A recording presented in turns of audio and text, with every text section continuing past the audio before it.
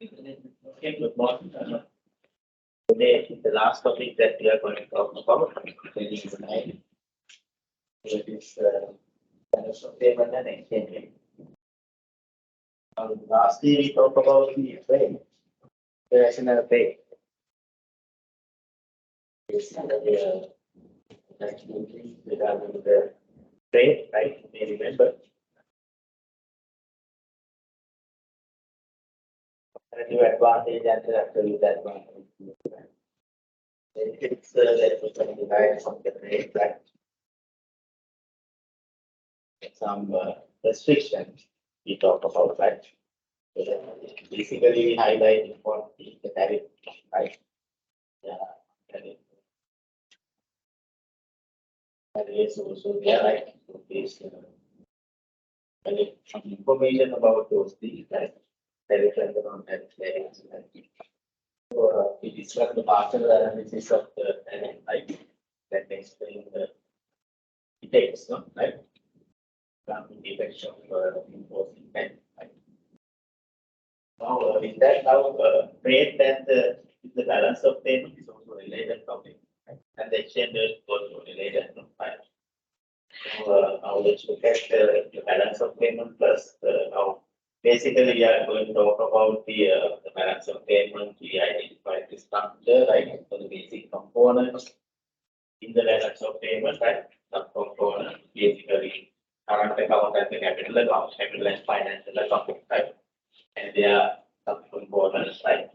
And the issue related to the balance of payment facts you can think about, right?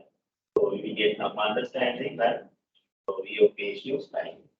And the exchange rate, how the exchange rate is determined, the exchange rate is, right? And also some concepts relating to the exchange rate, right? We are going to talk about that, right? Now the balance of payment, sometimes we may have idea about the balance of payment. Right? Now we talk about, we know that we studied about the domestic trade and the foreign trade, right? So what do you mean by the balance of payment, EOP? Do you have any idea?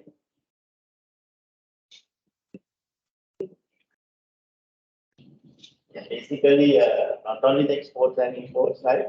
It records all the foreign exchange transactions, not the domestic transaction, the country, then engaging the transaction with the rest of the world. Right? All the foreign exchange transactions recorded in the balance of payment. Right? So foreign exchange transactions mean now, as you mentioned, export and the import is very important activity, right? The rest of the nations, right? Country exports and the imports. So those are recorded in the balance of payment. Mainly the simply if we say all the foreign exchange inflows and the outflows, no? Right? All the foreign exchange transactions, flows arise and the maybe flows and the outflow, no? Right? So those things recorded in the balance of payment. So it's a kind of a statement, or you can say it's a record, no? Or a statistical record, That is the so much of information you can pick, right? And analyze. Basically, with the rest of the world, right? So once you understand the balance of payment, I think mainly explain the something related to the external environment, like the external environment. Right? So you know that in macroeconomics, you talk about these objectives of the macroeconomics, right? Achieving the internal stability and the external stability, right? Internal equilibrium and the external equilibrium. Right? Two objectives. Right? So internal stability mainly, you know that we are going to achieve the objectives, price stability, as a main aim of the internal stability. And maintaining the internal environment means stable internal environment means stable prices, right? And apart from that, the growth rates and employment of so those are the other objectives. And we are trying to achieve the internal stability, right?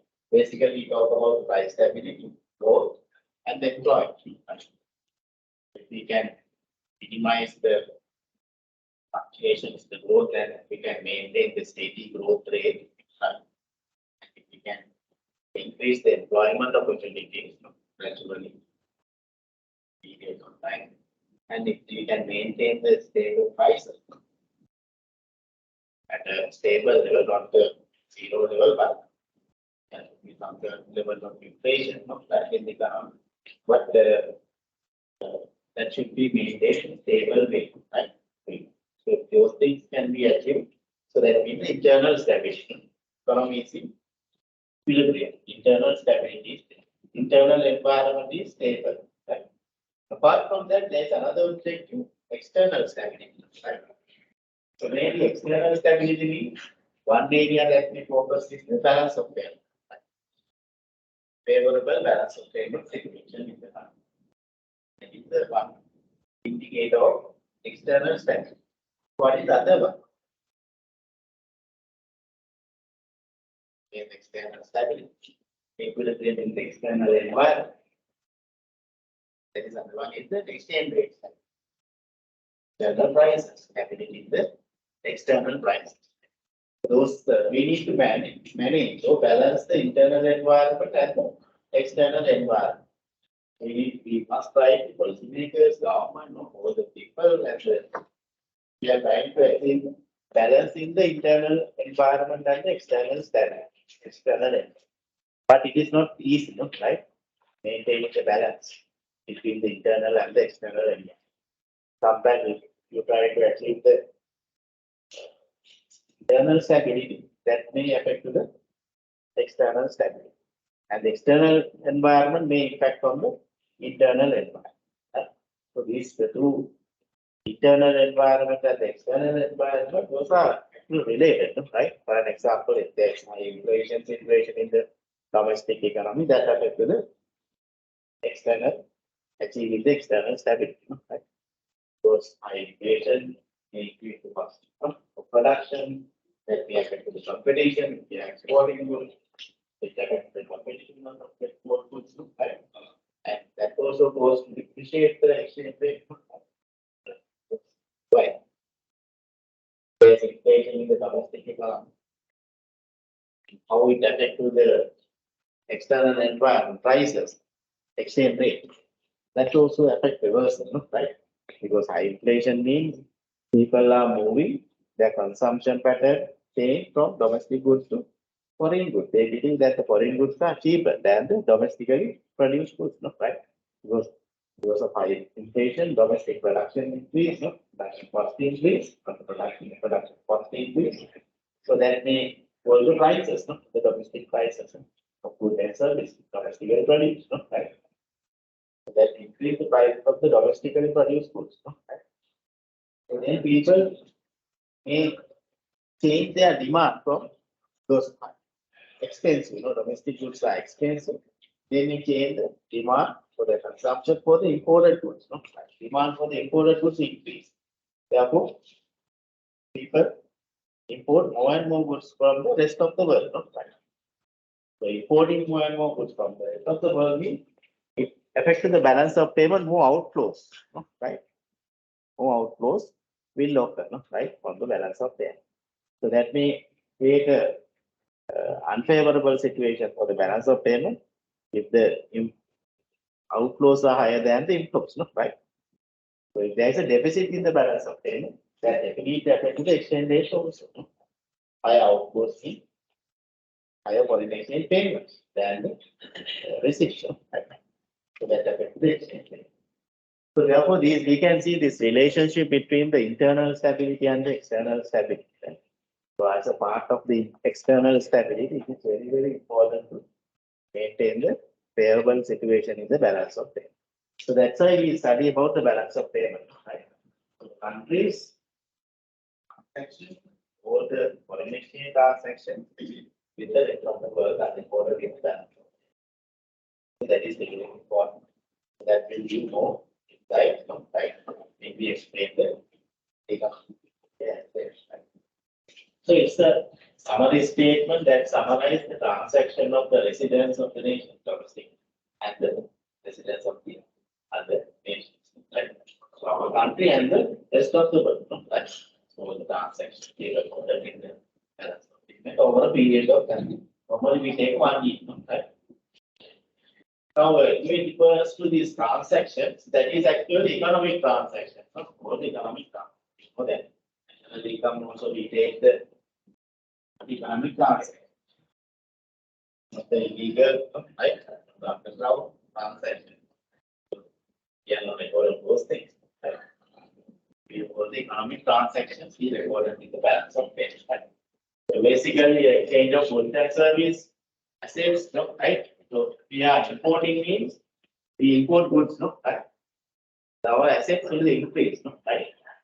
As a result of assets. And also payment also there, right? That's why we say for which payment is usually made.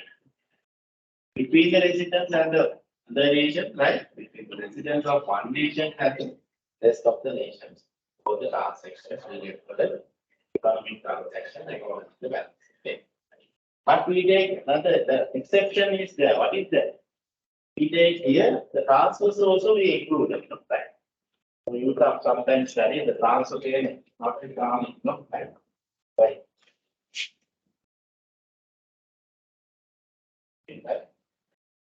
We exclude the transfer payments, right? So what we are, that is not effective because there is real payment. Effective transaction, we take the 2 photo. So it's there, right? Compared to purchase goods, no, right?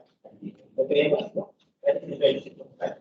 We purchase the goods, we receive the goods, and other side we make the payment, right? Financial process, no? So that is effective, effective transaction. 2-way process. The laborers, once they supply labor, the firm supply, they receive the factor payment.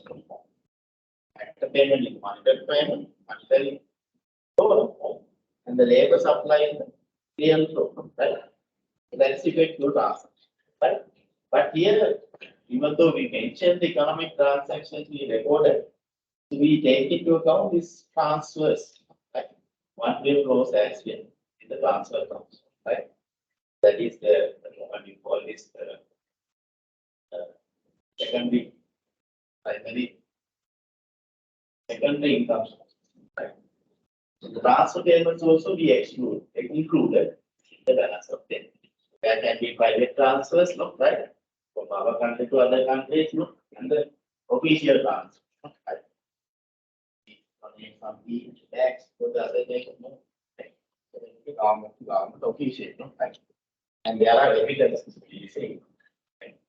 There is one way for, right? There is one solution, right? We included in the balance of payment, right? The transfer account, right? So that is the exception, right? So even though we say that we are saying that the economic transactions are recorded in the balance of payment, there is exception different from that, right? Let me talk about these transfers, right?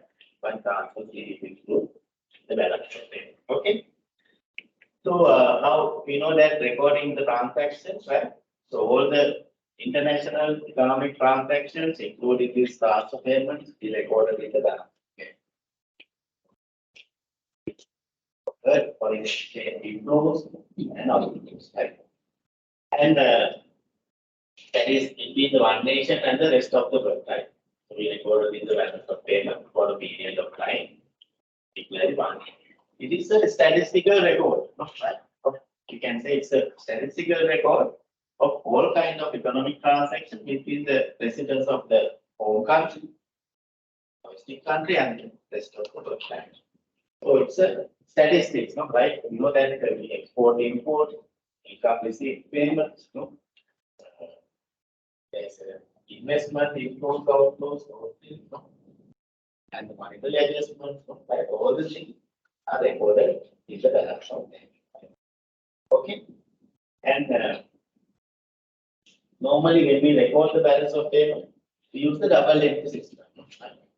Debiting and crediting. You know the double entry system, right? So credit and the debits, right? But in accounting, we use the debit and credit. Debit is the you use the D account, right? Debit is the right hand side, right? And the credit is the left hand side, right? How will we go? The account. Debit is the right hand side, right? Credit is the left hand side.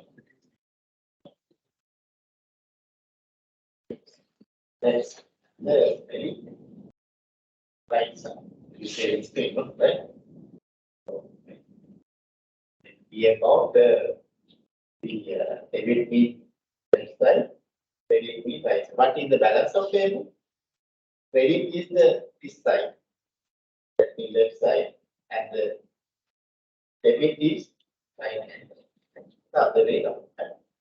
So all the what we credit to the balance of payment, all the foreign exchange receipts, we credit to the balance of payment. All the foreign exchange outflows, that means the payments, we recorded in the debit side, right? Debit and credit.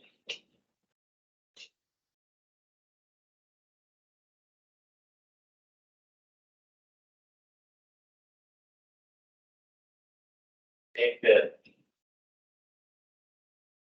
debit and the credit side. Now here all the, so this is the credit side, no? Right.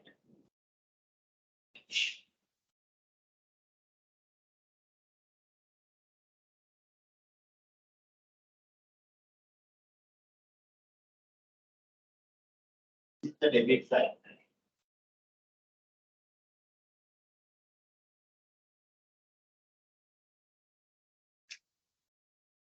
So all the foreign exchange receipts, forex receipt. So all the forex, foreign exchange payment. Put it to the debit side. This is the debit side.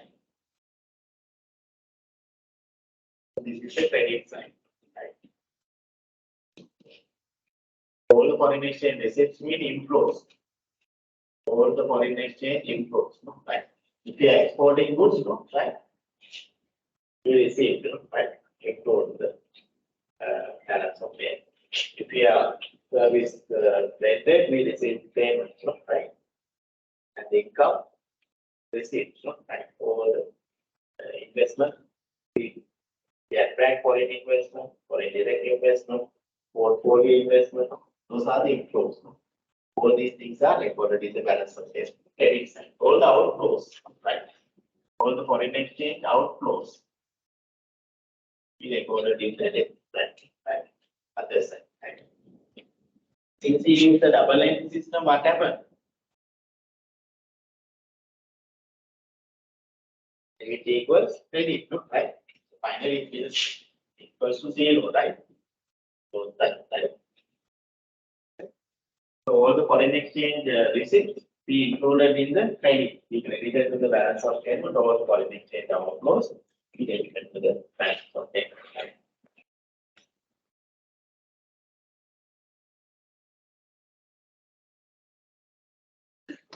So the credit transactions, debit transactions, credit transactions include the receipts of the payments, right? Receipt, right? So from the rest of the world to our nations, no? Right? So that is positive, no? Right? If we earn more and more foreign exchange, right? So that will increase the foreign reserves, no? Right? That's a favorable situation for the balance of payment, right? Positive. But debit are all the outflows, payments, no? For the rest of the world, no? Right? So those are the recorded in the credit side, right? So outflows mean the negative impact on the balance of payment. Right? So we use the double entry system, right? Now, what are the basic accounts? So basically, there are two components in the balance of payment. One is the current account, other one is the capital and financial account. Right? Current account and the capital and the financial account. So the current account record all the tangible export and import, right? And the income and the transfer payments and the receipt. All these things included in the current account. Capital account means there are two parts, capital and the financial account, right? So basically, capital transfers and there's some acquisitions, mergers, and for investment receipts, payments, right? Short term, long term, right? All these things are recorded in the capital and the financial account, right? So those are very, very important, right? So the current account and the capital account. So here, that's actually current account, right? So we included the exports and the imports, not tangible, right? So, and the income received and the payment, right? And the transfers, right? Transfer payments, official and the private transfers, right? The capital accounts, basically we include the capital transfers, no? Inflows and outflows. And other, there are privatization, right? So, those things as well, we recorded in the capital account, right? Mergers and the acquisition of business, no, right? Selling business, no, right? Those things are recorded in the capital account. And the financial account means basically the investments. That means basically the financial account, there are two parts.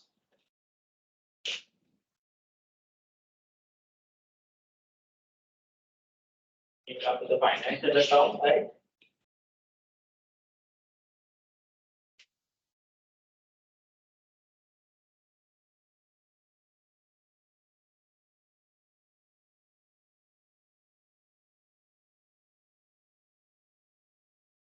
Short term and the long term. Short term financial accounts, finance, short term and the long term, right? What are the short term? Basically, the short term are the portfolio investment. Portfolio. Share market. Portfolio investment. And the short term investments, right? All the inflows and the outflows, right? Recorded in the financial account. Long term means direct investment. Direct investment, FDI, not right? For a direct investment, not right?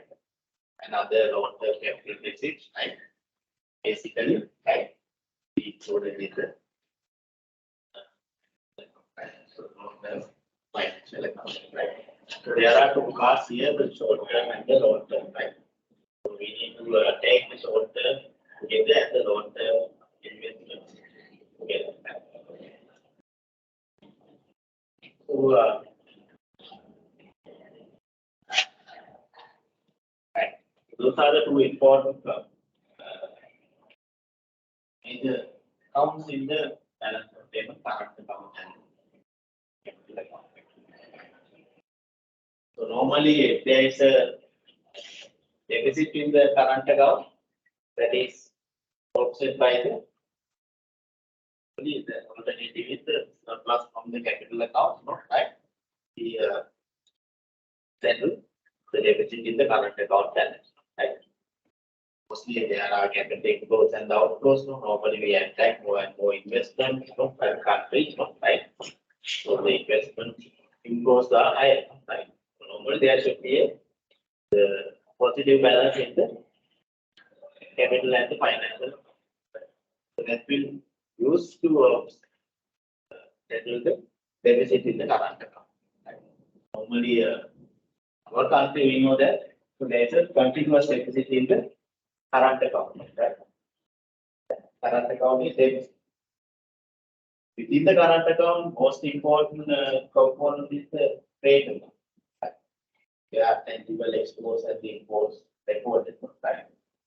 So the trade account. Right? So the current account comprises two accounts. One is the trade account, other one is the service account, right? And the income account and the transfer account. Right?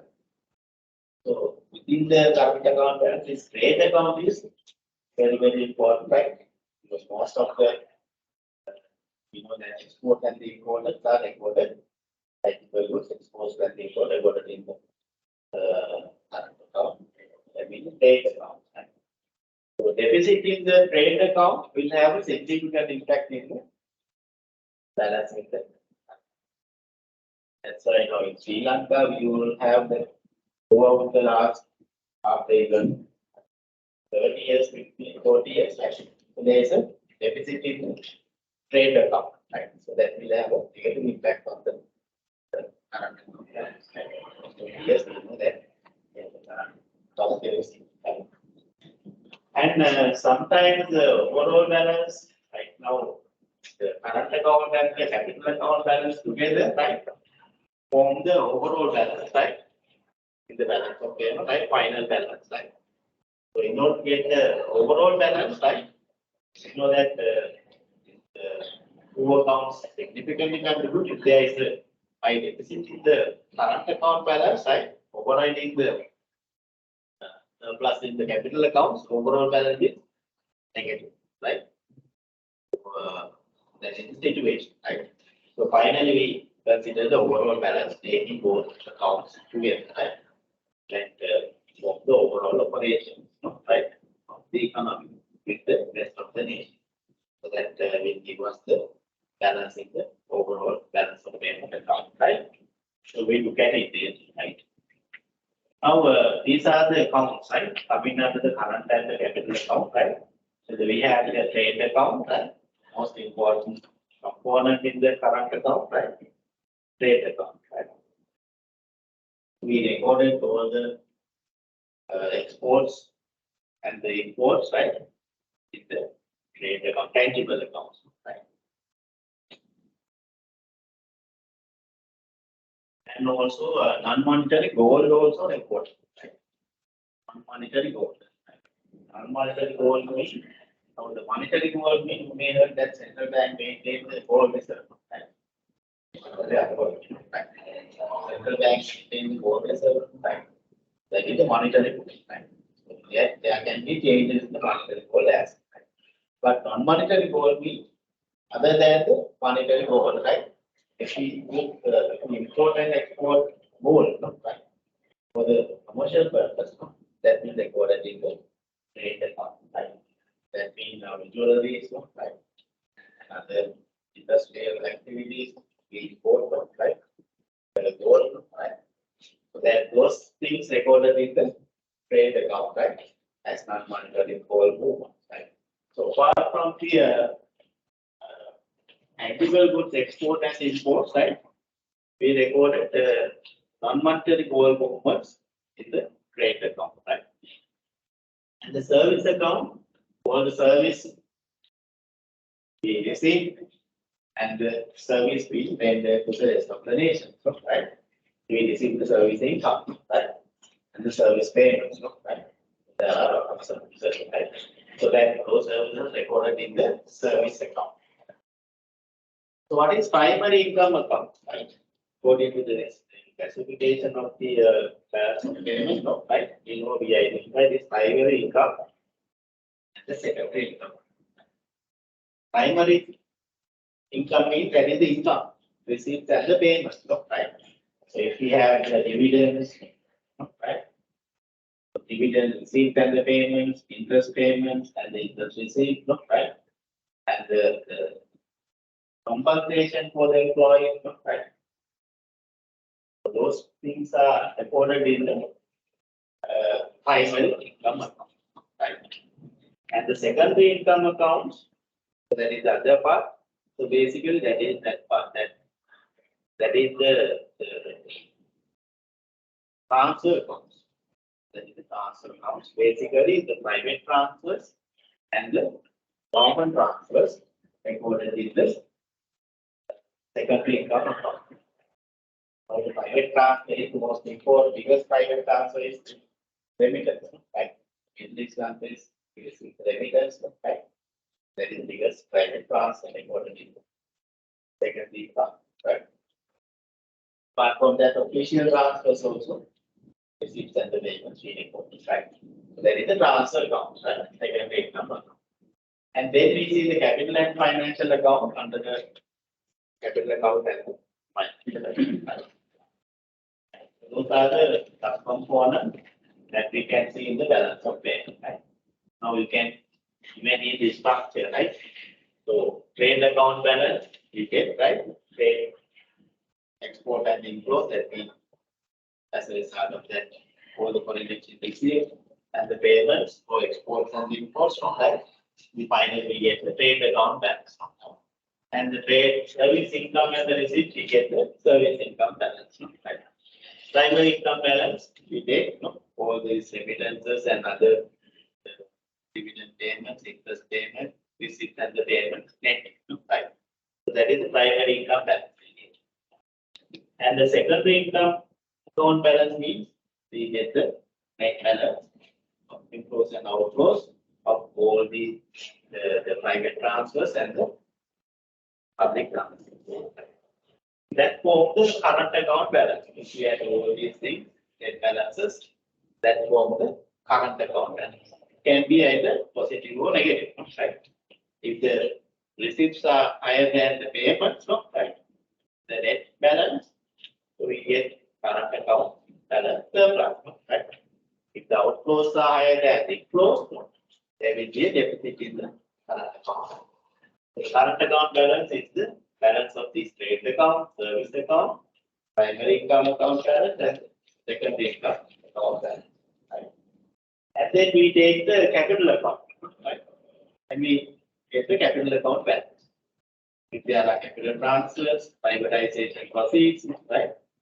We can identify the capital account, right? So their balance we added with the current account balance, right? Then we get the capital and current account balance, right? Together, right? So then we finally adjust the financial account, right? Financial account finally adjust, and we take the errors and omissions also, right? And finally, with that, right, we come to the overall balance, right? That is the result of actually the overall balance, right? So all the balance we will take. Either proceed from the current account balance, take with the balance of the trade account, service account, primary income account, and the secondary income account. Then we adjust with that capital account balance, right? Then we arrive to capital and current account balance. Finally, we adjust the financial account balance in order to identify the overall balance. Right? Now, this is the other way, right? So, these important components are there: current account, capital and financial account, capital account, trade account, savings account, primary income, and the secondary income. Capital and financial account, and the capital account, right? Basically, in financial account, right, we record the direct investment, portfolio investment, financial derivatives, other investment, and the reserve. We look at the central bank annual report, you can have that one also, right? So you see the components coming under that, right? Each and every, right? I just please go to the central bank annual report of the balance of payment structure analytical view, right? And identify those components coming under the direct investment means long-term, right? Long-term capital, long-term financial. Portfolio investment is short-term financial account balance. And there are financial derivatives also, right? And other investment, maybe this credit facilities, right? And also we identify certain things, right? I can show it to you, right? As a reserve asset, basically changes in the monetary goal, monetary authority balances, that means central bank reserves, and the standing, what do you call this, SDR, right? SDR, standing roving rights, changes in those things recorded as reserve assets. Right? So we can identify those things, right? So I will show you the analytical presentation of the balance of payment report, right? Right? We can refer the annual reports, right? central bank, right? And get a clear idea about those components coming under financial account management. Okay, right. Basically now there will be a question, right? Papers, there are questions 20% of that. You observe the past papers.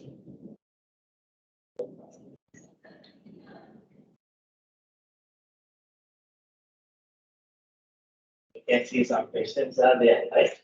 Of this. And there will be a question. Right? This is the last section.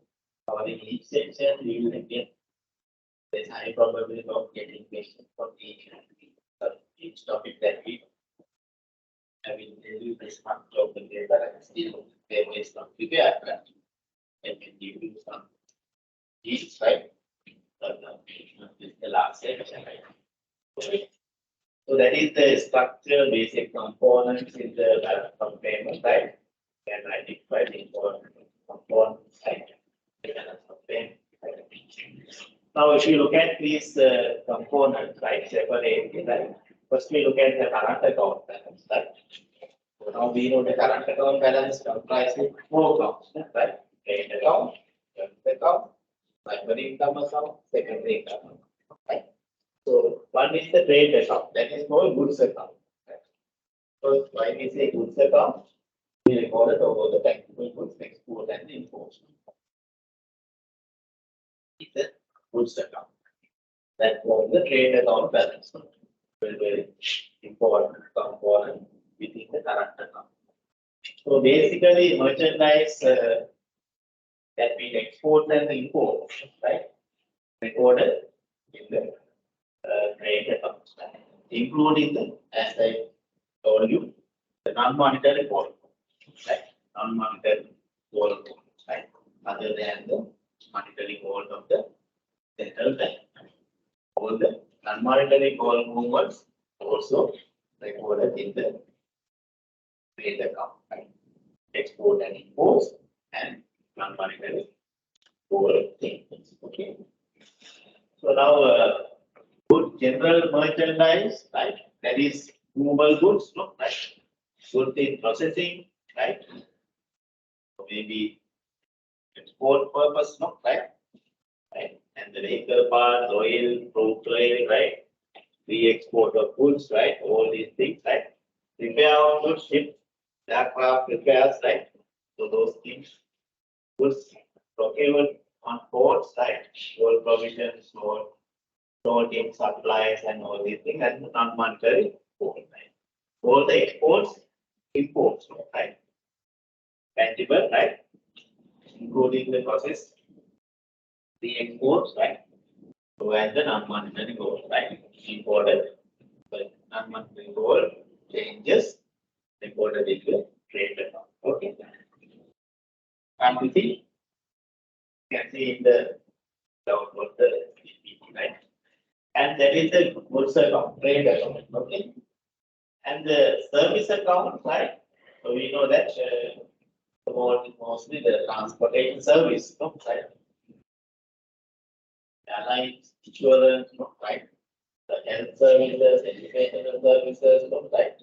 That we provide for the other countries, other nations, as the tourists, airport, ports, service, all these things coming under the service account. That's all the service account received and the payments. Yes.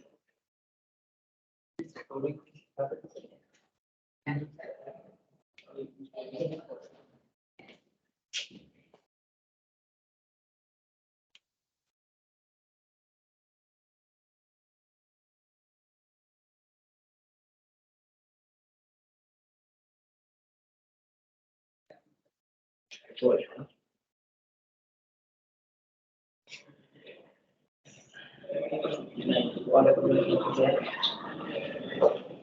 Right. So that is the service. Right? Service income receipts and the payment for these these services recorded in the balance of payments. Right? Transportation, travel, communication, and other services. And then primary income accounts, right? So basically, there are two types. Basically, we consider primary income accounts, right? So that the income receipts and the payments with respect to the compensation of employees, there will be salaries and the consultants service maybe, right? And the earnings from the investment projects, investment income, right, as investment, right? The interest received and the for the interest payment, dividend received as the payments, right? All these things recorded in the primary income.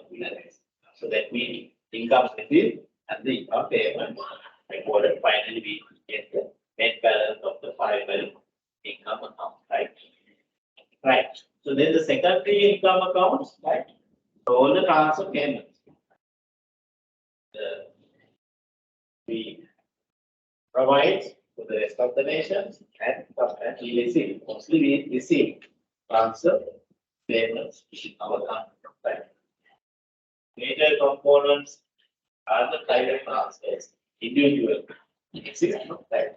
And also the official transfers from one government to government, right? So official transfers, right? So the, and also we play here the most important one is the worker remittance, right? So that is coming under private transfers, right? And also government transfers also there, right? Sometimes we receive the commodity aids, right? Cash, technical assistance, right? Sometimes assistance for the program, some food program, right? Right? Likewise, we receive, right? Thanks to Army and for the period, no, right? Natural disasters, no, right? Vision as I said, recorded over these things. Section B. You see, right? So finally, we get the net balance of these secondary income account, right? And we take into account for the current account balance. So all these four accounts coming under the current account balance, right? And the capital and financial accounts, right? So if we take the capital account, basically capital transfers, right? And the acquisitions, disposal, right? Of non-financial assets. So that is the privatization process, right? See the recorded in the capital accounts, right? And the financial accounts, basically, we recorded the financial transactions, right? Basically, in the short term and the long term nature, right? For an example, the direct investments, portfolio investments, right? Other investment mean the currency deposits, loans, trade, credits, all these things coming under the other investments, right? And the reserve asset, right? So the monetary goal and the SDR, the reserve asset changes, right? We recorded in the foreign assets, right? As foreign assets. All these things coming under the financial accounting plans, right? When we form the financial accounts, you can identify these components. That's not short-term, long-term investments and other investments, right? And the reserves. Okay. Right. You can't see, right? Now, this is the now 2022 annual report, right? Then you see. Our trade balance, right? Export and the import, right? Our current account balance is minus, no, right? Throughout the last period, right? Is still we had a negative balance in the current account.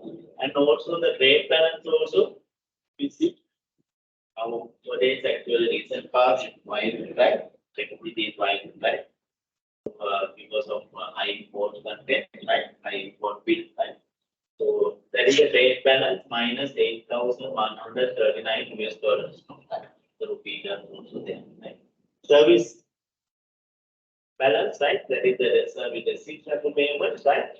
So that is positive $1,580, right? Billions, right? USD. And primary income net balance, that means receipts and the payments, right? So we recorded all these salaries, consultant service, and other primary income, right? Investments, proceeds, dividends, receipts, and the interest payments, right? So that is minus, right? There's a deficit in the primary income balance, those are 959.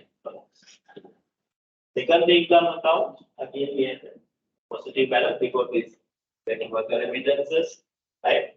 And other, sorry, worker remittances and other government transfer. Anything sizable government transfer, no. Only the right worker remittance is very high, right? It is the secondary income balance, right? Mainly we rely on the worker remittance, private transfer, right?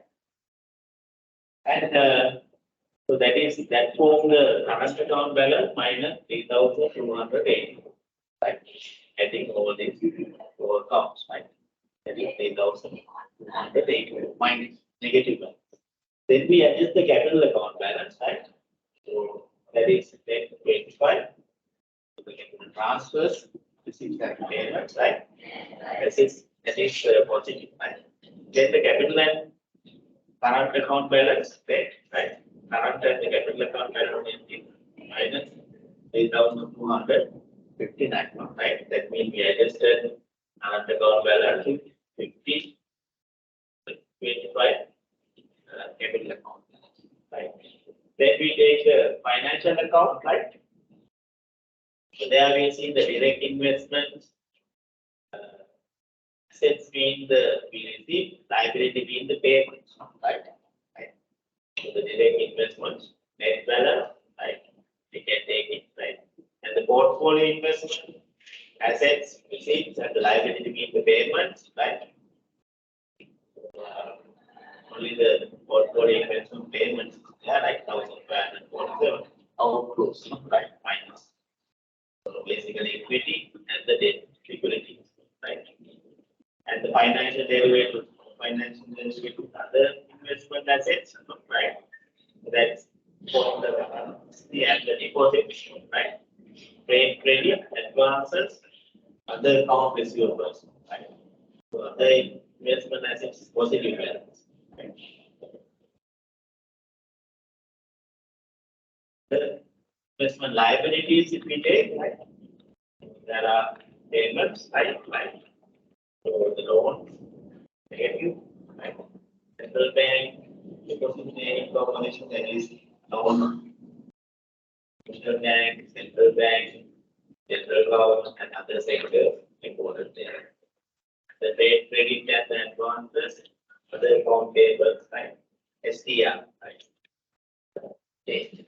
All these things come in under the other investment asset, right? Other investment asset and the liability. And the reserve assets, all this that is the part of the financial account, right? These things we record. Direct investment, portfolio, financial derivatives, other investments, and the reserve assets. That means coming under that, the monetary policy changes, right? In the gold reserve change in the central bank, right? SDR change, right? Reserve position of the IMF, other reserve assets, so changes, right? So we recorded in the reserve asset changes, right? Negative, right? Minus 2,570, right? So that actually forms the financial account balance, right? 4,211 minus. That is it in the financial account balance, right? So the capital and the account, right? You see current account balance negative and the capital and financial account balance, right? And those current and the capital account balance minus 3,259, right? Financial account balance minus 4,211, right? Finally, we adjust the errors and omissions, right? And form the what is overall balance. overall balance also negative. 3,967. You get the recent past, right? 1 or 2 years, right? Years, right? There's a everything in the overall balance because there's a problem with the balance of things, right? So we can see, right? So those are the main components that we can highlight in the balance of pay, right? Now we see the current account balance is negative, right? And there actually we see the high trade balance, right? Deficit in the trade balance, right? Significant, right? Our export and the imports, right? Summary, right? Principal, right? Our imports are higher than exports here, right? The import bill is 20,000 million something, right?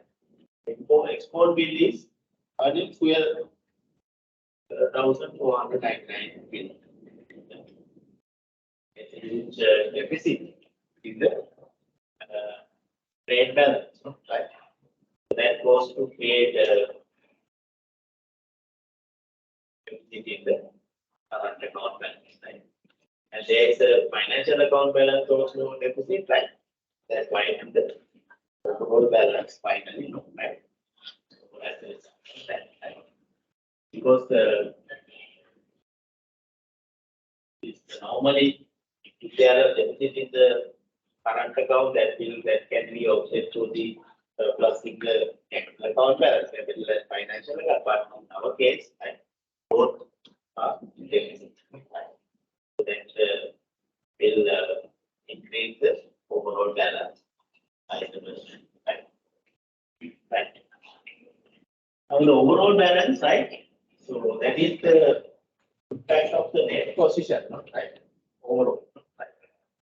Impact of the current and the capital and the financial account balance finally because the overall balance, right? So net impact, right, of the overall position and the overall operations of the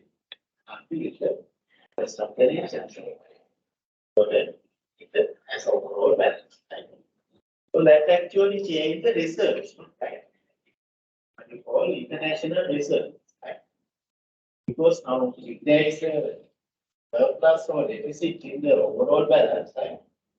Finally, it will impact on foreign reserve, international foreign reserves, the country, right? Because we sometimes we use the foreign reserves, sometimes we invest in foreign reserves. Okay. If there is a deficit in the overall balance, whatever, we have to use foreign reserve balance now. If there is a shortage in the overall balance, we have to utilize the foreign reserve, our international foreign. They come in under the central bank, central government, and other financial institutions. So that actually reduce the, if there is a deficit in the overall balance, that will cause to reduce the international reserve. Because the deficit we finance by utilizing the international reserve. If there is a surplus, we invest that surplus in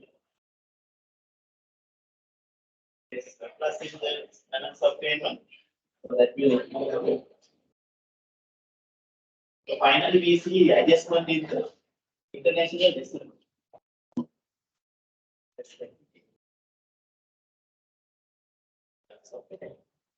Sometimes we increase, sometimes we decrease. So that is very important, right?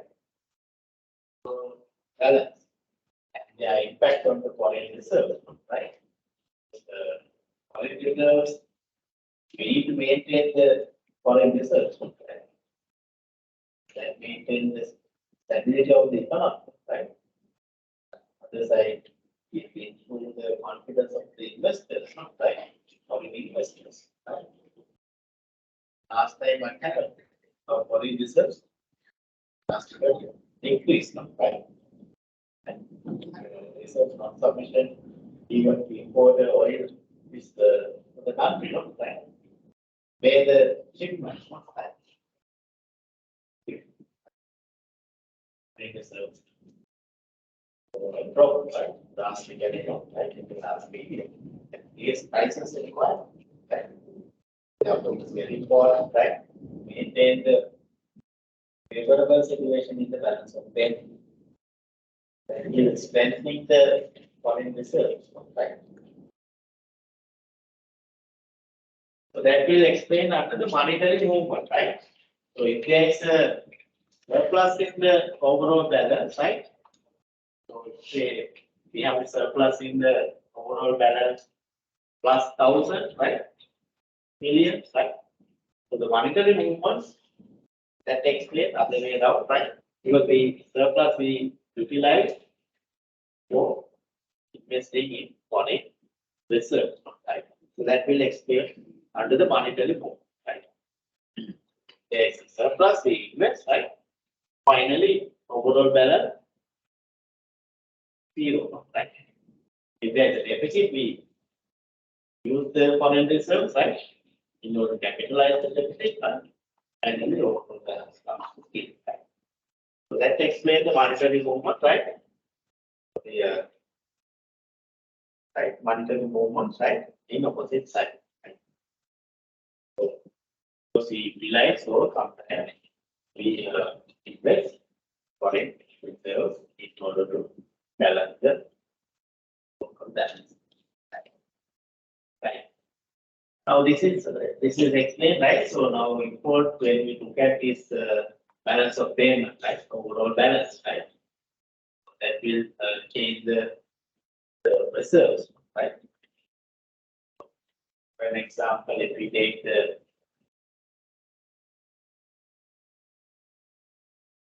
CBE central bank intervention to correct the external imbalance, right? So if there is a deficit in the balance of payment or surplus in the balance of payment, right? So we know that there is adjustment in the foreign reserves, right? ODP, right? So if there is a deficit in the overall balance, what happens? What the central bank do? Central bank sell their foreign reserves, right? To finance them. That's why foreign reserves decrease, right? Central bank sell market, right? And the reserves fall. If there is a decline in the reserves, what happens? Our exchange rate depreciate, right? Because it's an outflow, right? Our foreign reserves decrease, right? And if there is a decline in the depreciation, that means exchange rate depreciate. Other side, money supply also falls, right? There is a decline in the money supply. What is money supply? When the total money stock, right? So then we share the money supply using the monetary aggregate, right? N1, N2, N2, N4, like that, right? So that is the liquidity, right? That's the market, right? Now, money supply, right? Now, central bank control the money supply, right? Can the central bank print money at any time without any? But last time, right?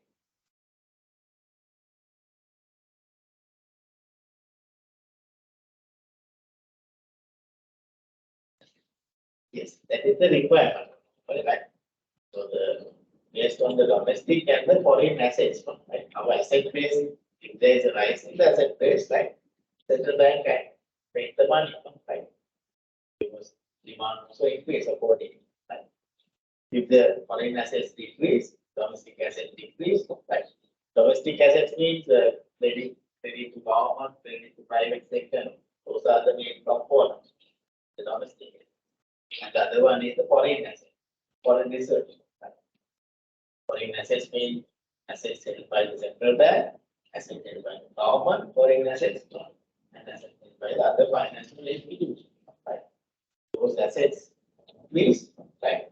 The central bank can print the money, right? Or in the money supply also increase, right? Now,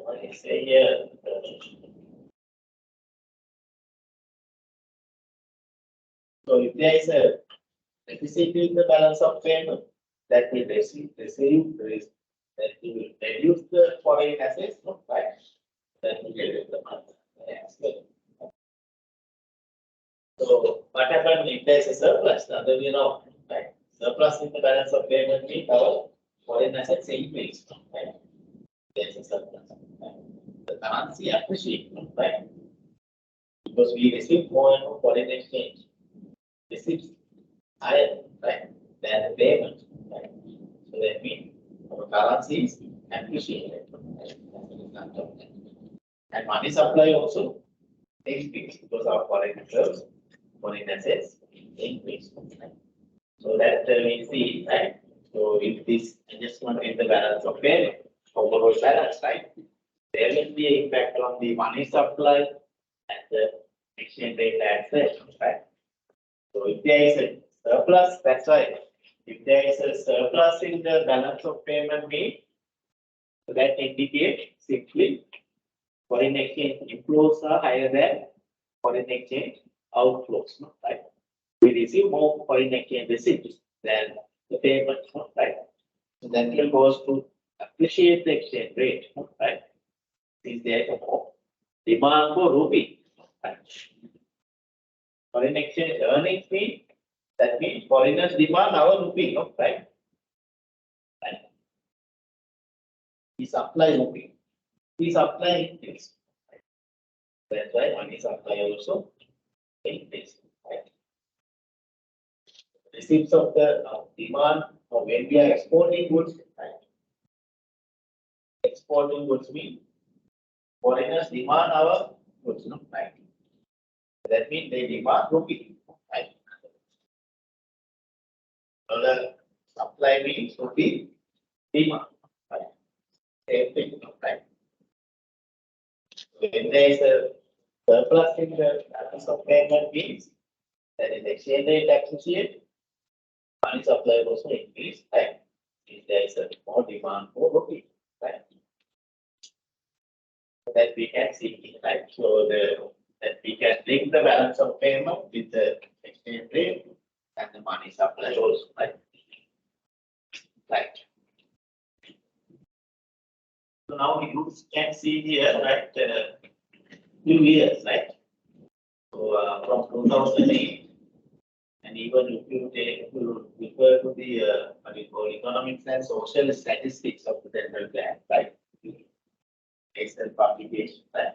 You can get more information about the few years, right? Can be downloaded from central bank website, right? You can see so many data, right? And you can observe the behavior of this balance of payment. And there are some components, so trade account, service account, what kind of thing. Our EX explained that 2018 up to 2021. So you can see here, right? Trade balance negative, no, right? So it's rupees million, right? And US dollar, right? You can see trade balance, right? The current account balance, deficit, no? Deficit is the current account balance, right? 21 is minus the deficit, right? And within the current account, the trade balance if you take, right? There's a huge deficit in the trade balance as well, right? Because of this import content, high import content, right? And the export, right? You can see, right? When it comes to the service account, right? So luckily we get the surplus in the service account, right? Service income receipts is higher than the payments, right? But primary income account, right? There's a deficit in the primary income over the last 4 years, 5 years, we take, right? And the secondary income, there's a positive balance, right? So basically now private transfers, official transfers, right? And explain under the secondary income, right?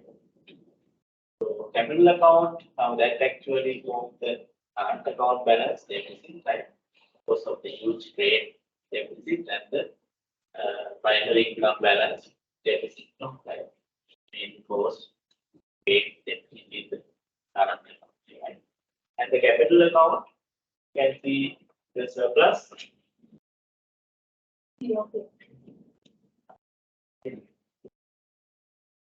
Capital account you can see here the surplus, no? And the capital and financial account. So the capital account surplus is not sufficient to set off the huge current account balance. There is a deficit in the capital and the current account balance. And the financial account balance also deficit, no? Right? Overall balance, you can take that also deficit, right? You cannot see, right? You can see, right? So you can take these things as a percentage of GDP also, right? Because everything we measure with GDP measures the overall performance of the economy, right? You can take this overall balance as a percentage of GDP and see, right? Current account balance as a percentage of GDP, and you can see how it is significant, right? And the trade balance also, right? So we can express as a percentage of GDP. See whether there is a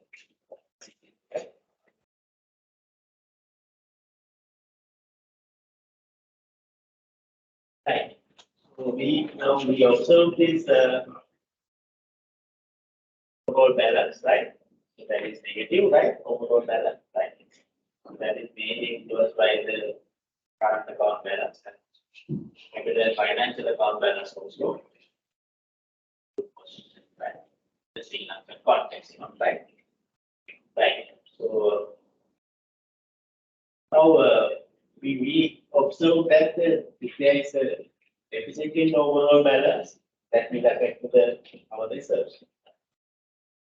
Decrease. And we observe that significant decline in the foreign research, right? So why we need to maintain the foreign research, right? There was a mistake, right? Right? Why? And then foreign research. Now we will calculate the adequacy of the foreign research. How we calculate?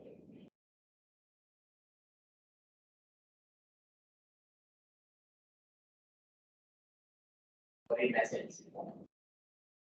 Adequacy. Yes. On the foreign assets we utilize, how many months we can utilize for imports, right? Pay the imports.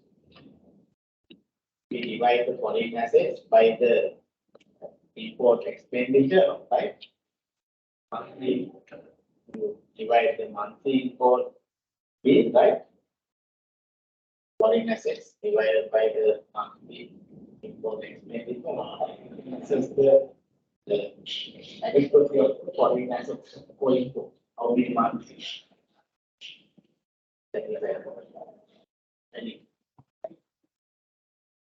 There are 6 months, 8 months, adequacy of the foreign assets payable for bill, right?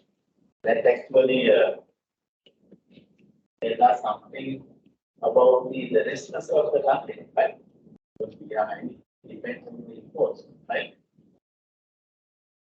But goods, they need the products, they can do that. And analyze the import structure, right? Essential goods, that is very important. Other non-essential goods we can control, right? But we need to import the intermediate products, right? Control. And then, to maintain the capital, we need to import the capital goods, right? Discuss for the business sector, right? The infrastructure.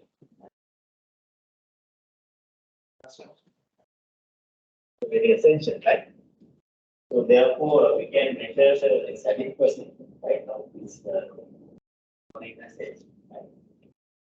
How many months we can boost our foreign assets?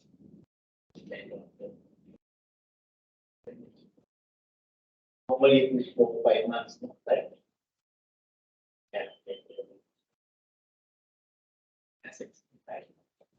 Sometimes it decreases to 1 month, sometimes 2 months in our foreign reserves.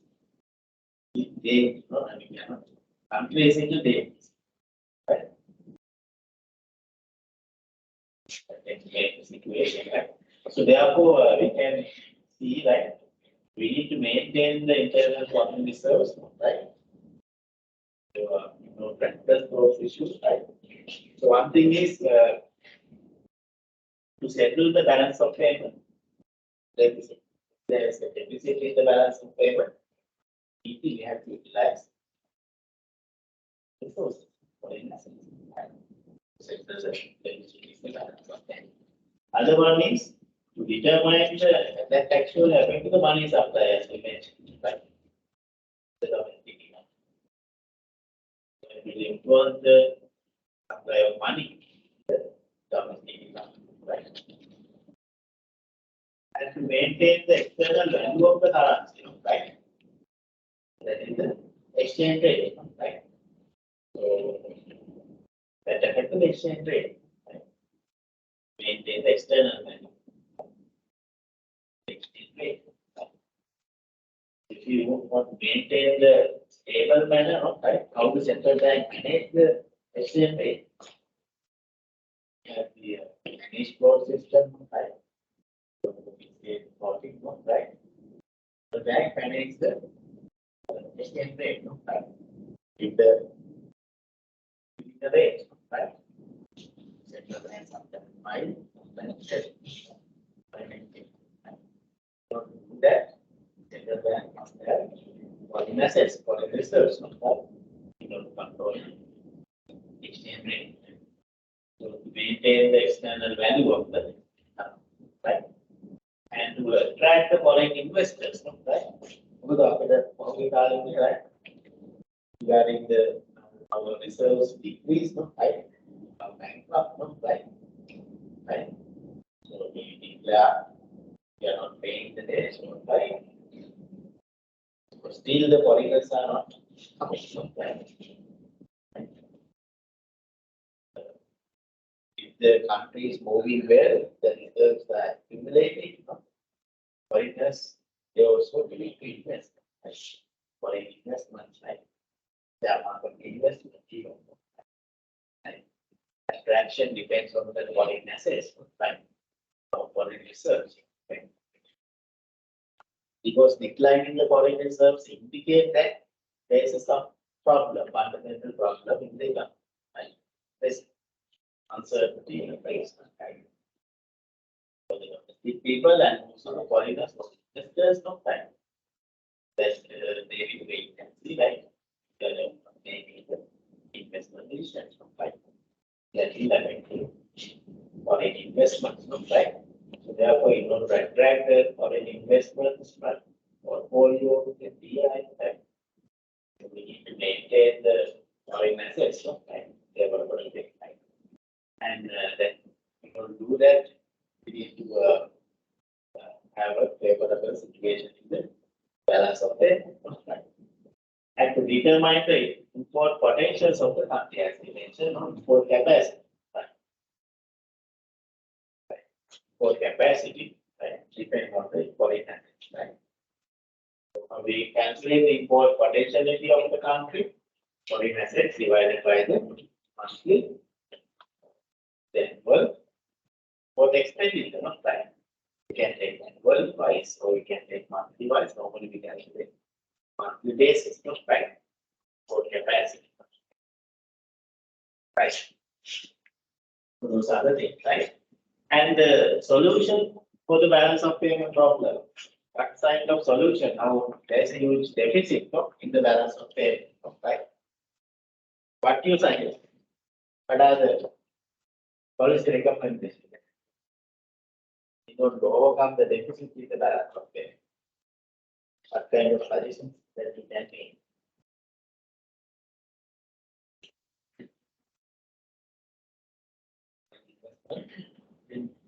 Attract more and more foreign investment that we need to do.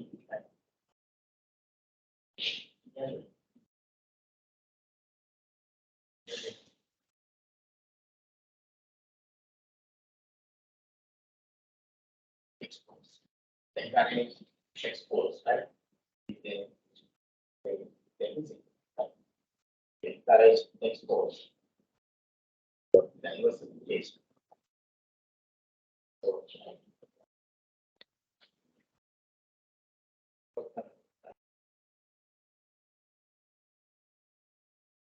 sometimes we need to running low, right?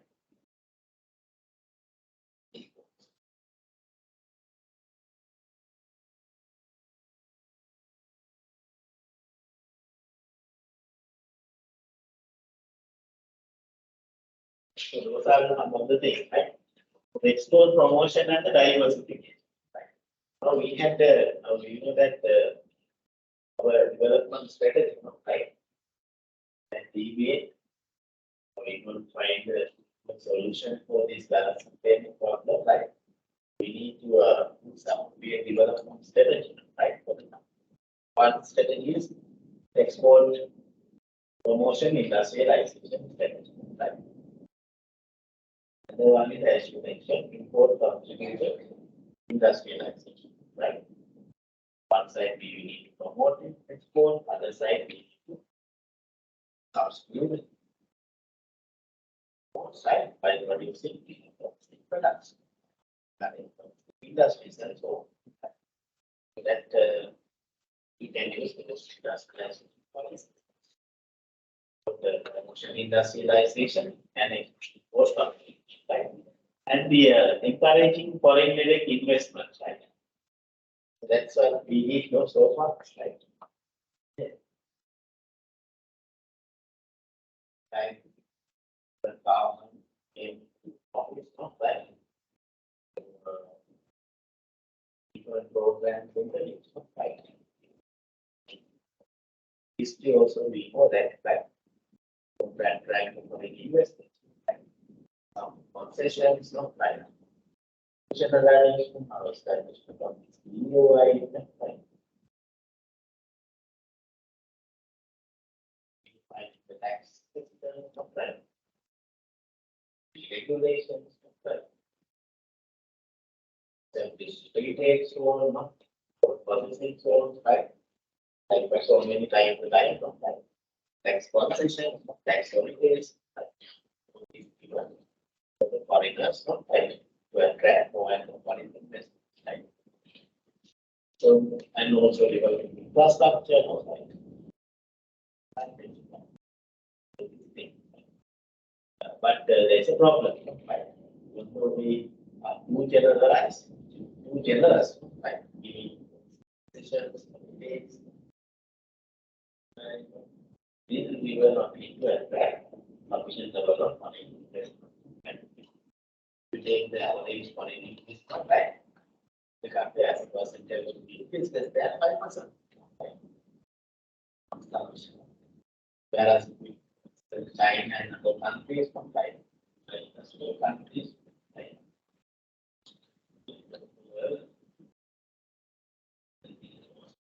Foreign investment is a main countries China.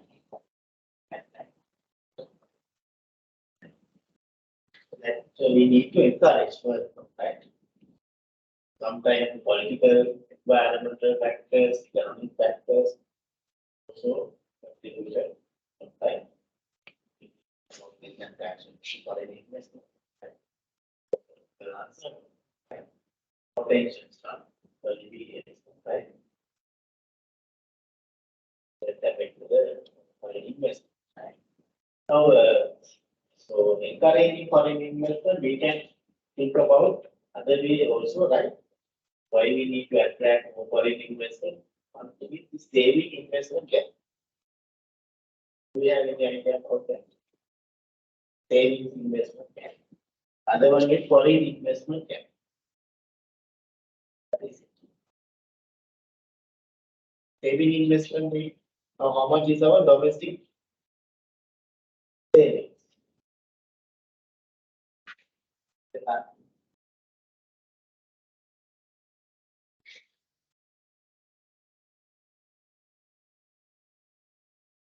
As a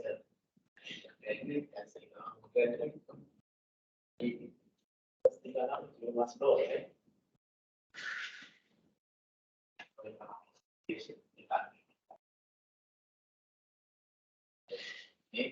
right?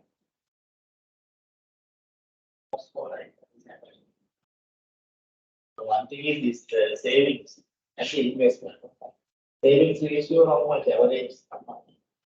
Around 29%. Average in the last 10 years, maybe 25 to 30%. Right? But the investment ratio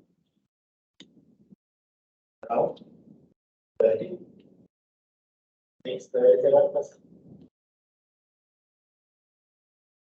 Notice there is a gap between the investment and the saving and the investment. Because our savings ratio is not attractive, right? Because our capital income is low. Savings, some that marginal for savings. Yes. If there's high increase, there's a low NPS, not right. That is the situation. The low income, high consumption, expenditure, high cost of living, not right. So the investment ratio is stagnating, right? There's no lasting increase in the investment, right? Even if you get after 1977, right? It's very low level. Below, maybe around 20-22%.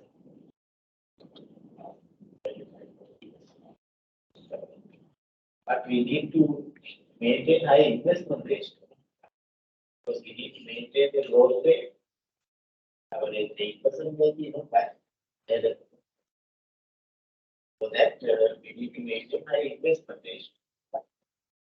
But our domestic savings ratio is very low because those savings are mobilized for investment.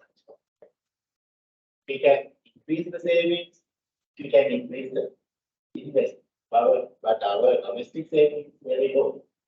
Therefore, we cannot increase the investment to accelerate the growth ratios of the country. Therefore, what we have to do, we have to rely on the foreign savings. That's why we attract foreign investments as part of foreign savings, portfolio investment, foreign direct investment. We rely on foreign aids, donations.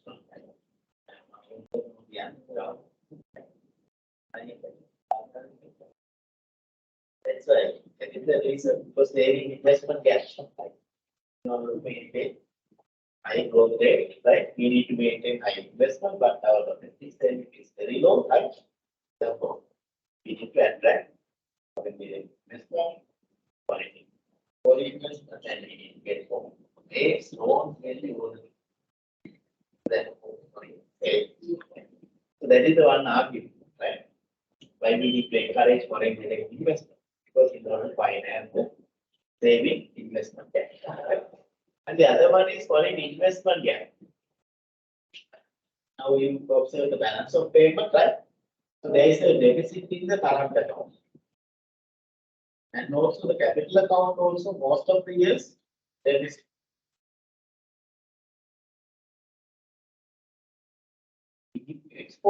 import, right? Generate surplus in the current account, right? By encouraging export, but we cannot do so because of the high import fee. High outflows, right? Flows. Right? But we need to maintain the capital account, capital and the financial account surplus. But that also we cannot achieve this and pass, right? The excellent deficit in the capital and financial account as well. So there is a gap also, right? For a current account and the capital account. Right? Normally, current account balance is balanced, as I mentioned, through the capital account surplus. That's why we need to maintain the surplus in the capital and the financial account. Right? In order to finance, in order to find money for the capital current account. Settle the current account balance, right? There is a gap, no, right? Current account and capital account. We need to minimize the gap, right? By generating surplus in the capital, right? In order to do that, basically, most important part is the financial account. This means direct investments, long-term investment, like what are the financial account, right? We need to attract more investment, right? That is needed, right? So that's why in order to finance foreign investment gap, right?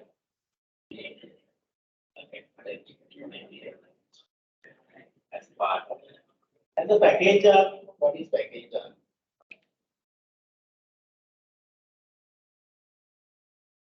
Package, something we receive package. You get the foreign direct investment, right? Not only we receive the money, funds, not only the funds, but we get technology. We labor we get. With that, right? With the projects, right?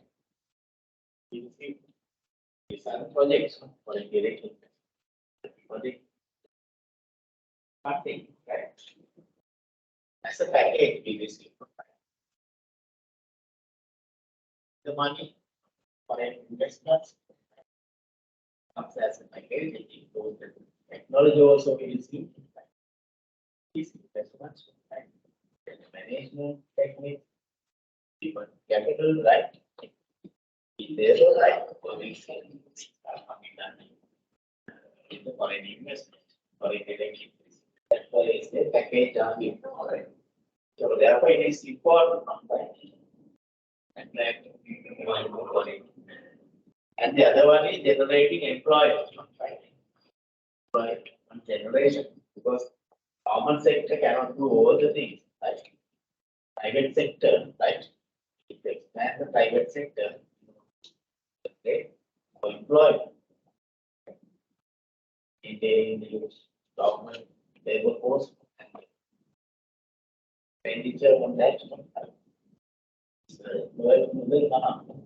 therefore, we need to encourage the private sector, take the leading role. The government taking the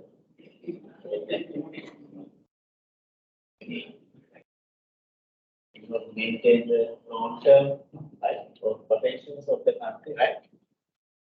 Maintaining high government government expenditure is not beneficial for the economy. Therefore, we need to encourage the private as part of that. So, investment, private investment. So that's why we need to encourage foreign investment, right? Thereby, we can provide solutions for the balance of the problem as well, not right? And empowering traditional exports, right? So the GOP problems, right? What are the traditional exports? Are you sleeping? No. Are you sleeping? What are the traditional exports? You know, the tea, rubber, coconut, right? We need to empower, right? Those are actually out there.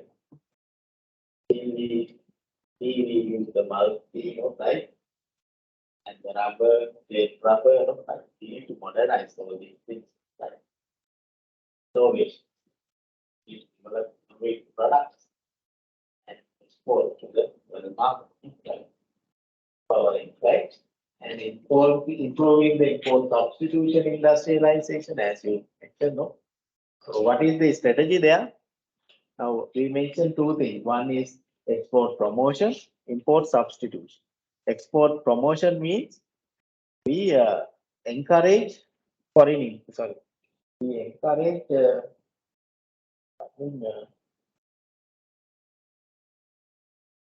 foreign.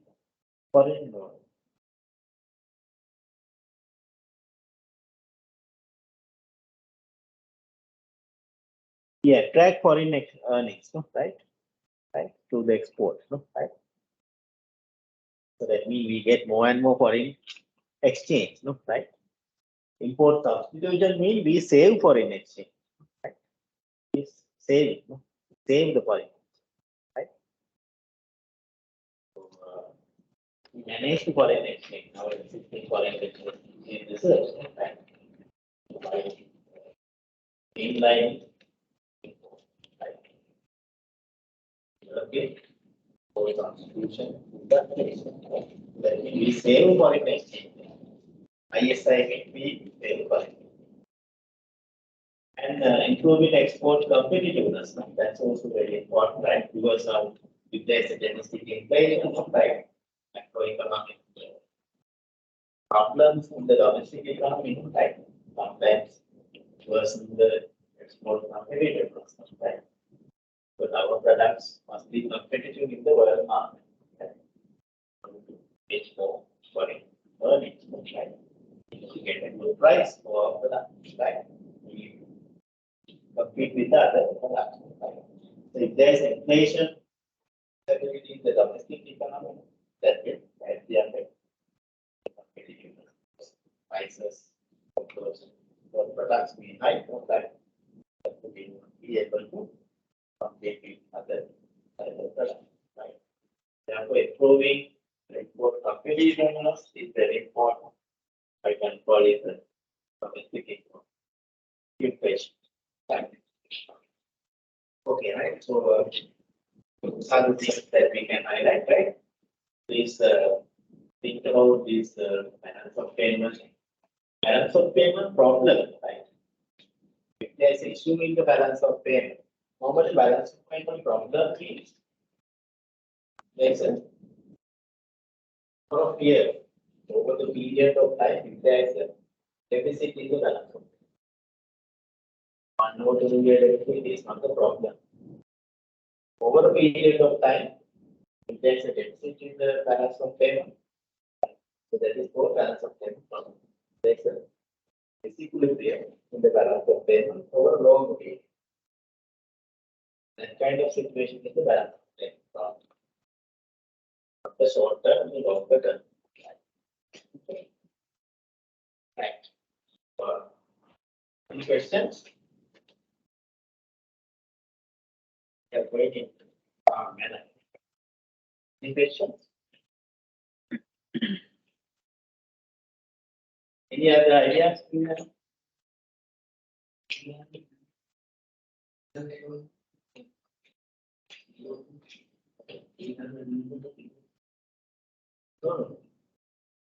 But generally you can say something from my side.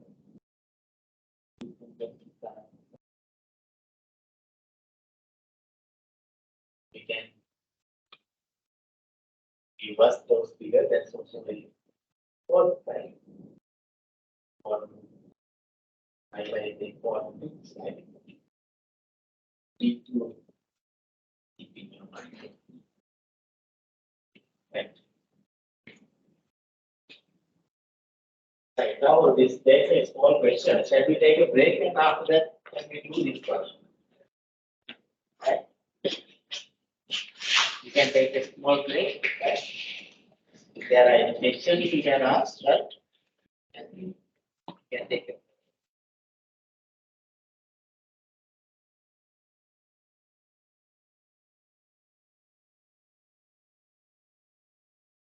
You can take 3 breaks and after that you can start.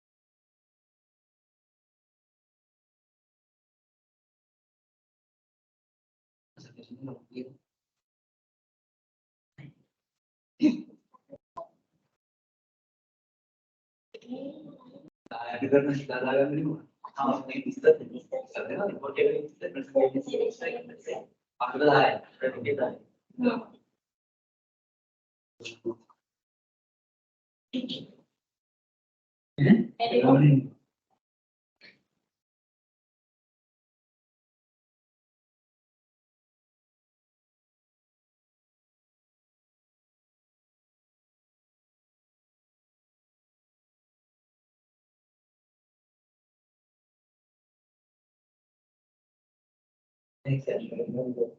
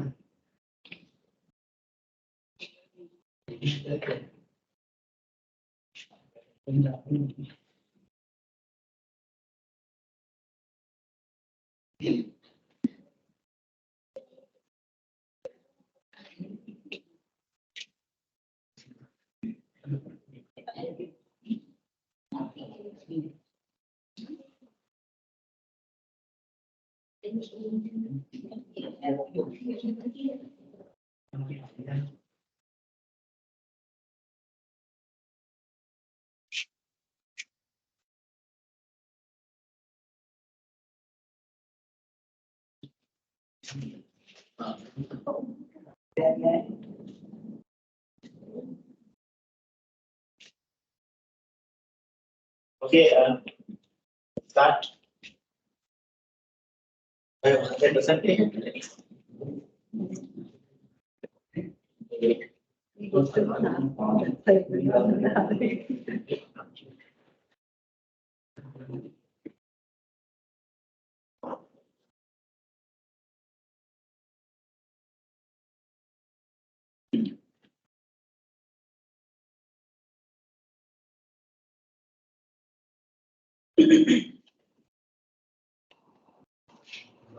Ready? No, not ready.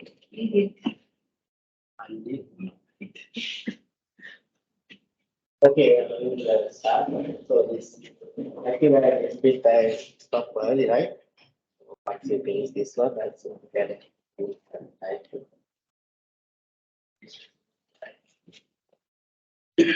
Right, now this is the question we will have.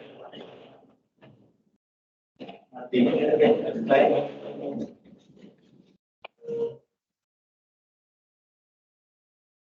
have given some information, right? Regarding the balance of weight, right? We know the structure that we discussed, right? That is the account, right? Capital financial account that we current account, right? Then we want the exports from value, right? And the trade balance given, right? 250. We take to remove last 3 years of right?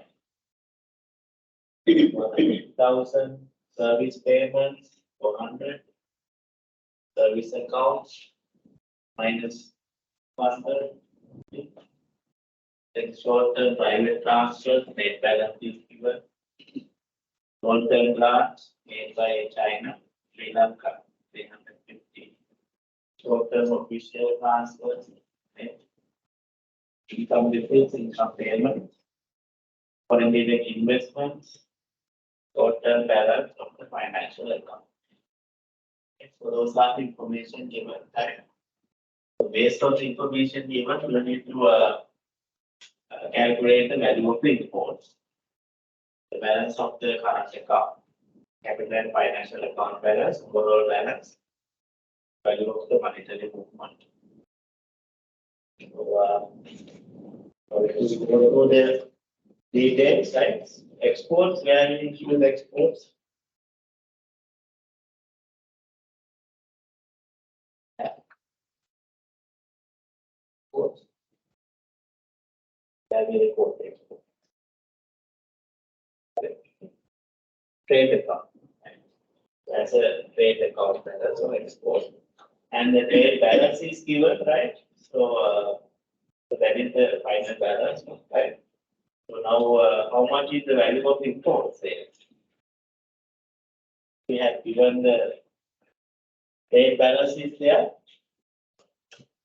and minus the exports, no, right? We get the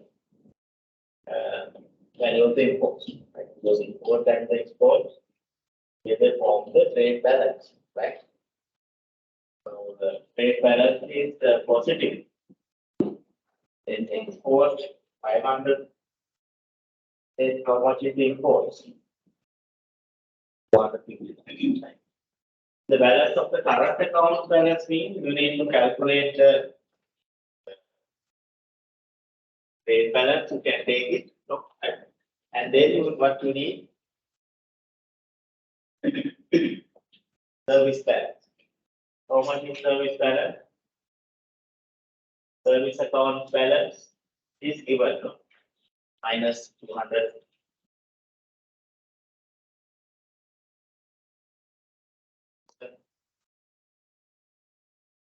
Then the income balance, income receipt and the payment is there, right? The difference between the income receipt and the payment, how much? Income receipt 150,000 minus 330,000. That means the income account balance is negative 180. Right? So then the capital balance, how much is the capital? Sorry, service income, then the primary income balance. Primary income.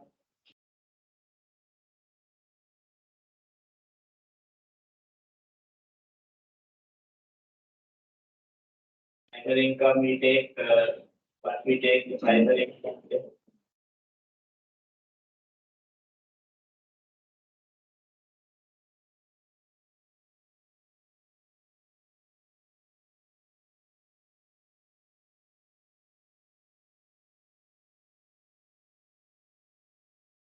Yes. Primary.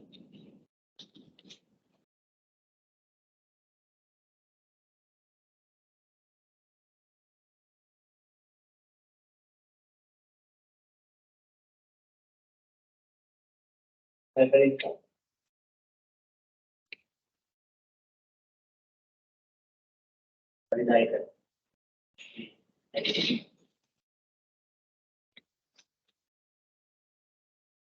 Both trade balance, service payments,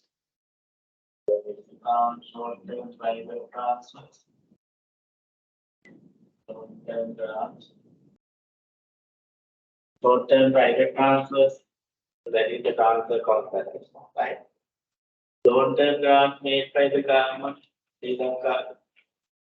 Sri Lanka, what is it? This one. That is capital transfer, right? Capital account. Then the short-term official transfer, right? That is net balance, right? We have given that is transfer account. This is income received from the payments.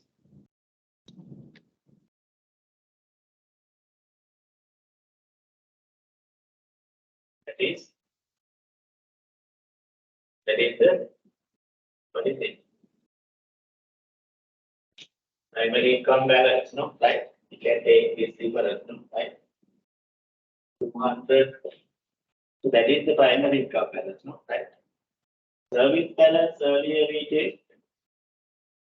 Service account balance is given. Then the primary income balance we take it through, right? Then the secondary income.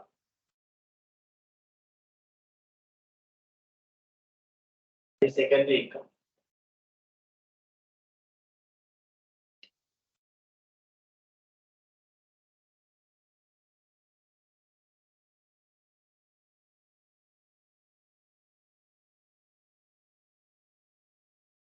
The secondary income. What we normally take the secondary income. Applicant the private car. So here you have given total private transfers net, official transfers, right? So those are the two. Total private transfers, this one, and the total official transfers. Right? Net figures given. We add those two, both are surplus, right? So that means 320,000, right? That is surplus, right? We add all these things, you can take the current account balance, right? Okay. Right, you can calculate those, right? Right. Then the capital and financial account balance, capital balance, what is capital balance? So that is only one, your long-term capital transfer, right? So that is the capital transfer, right? For the project, right? Project. The government, right? So that is the capital transfer, right? So that is the capital account balance on the 350,000. Okay. And the financial account balance, so that is maybe short term, long term are there, right? What is foreign direct investment, right? And the short term balance. Foreign direct investment is the long term balance, right? This is the foreign direct investment are the long term capital, so the financial account balance. Short term balance of the financial account is given 400,000. Any other long term? There is no any other long term, right? So then you can add these two, right? So that form the financial account balance, right? So that include 950, right? Something, right? So that then you can take 950 plus then the private transfer, capital transfers 350, right? So that forms the capital and financial account balance, right? Okay. So then you can take the difference between the current account balance and the capital and financial account balance as the overall balance, right? Okay. And we have given some information relating to the covering the basic components, right? The balance of payment, right? So we must be able to calculate the the overall balance. So then there is the value of the monetary movements. How much is that? That is the opposite of overall balance, right? Because we utilize overall balance. There's the surplus, we invest in the foreign investments, right? As a function. And if there is a deficit, right? We use the foreign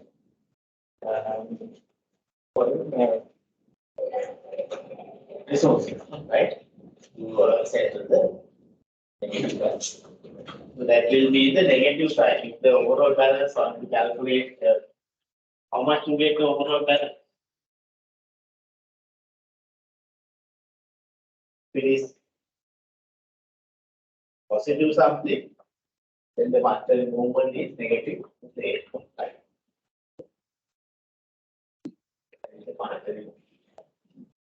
So we can calculate it now, right? So and the question short term, we can take the we talk about the strategies, right? Same thing you can explain, right? You think what you can do, minimize the balance of payment deficit, right? There's a deficit in overall balance, right? Kind of things or kind of strategies you can suggest, right? We could suggest to people strategies, right? For promotion, for contribution, plus, right? is this one, right? And there is another one, right? This is the example, right? You can do this, right?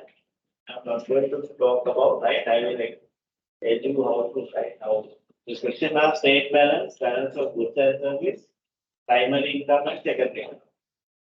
Only those informations are given, right? Now, the trade in goods, right? Credit debit mean. So we know that credit export, no? Debit import, no? Right? So this is inflow and the outflow, no? Right? Credit means inflow, right? Foreign exchange inflow and outflow is the debit, right? So the trade balance is the difference between these two, no? Right? Inflow and outflow. Now the compensation, that form the trade balance, right?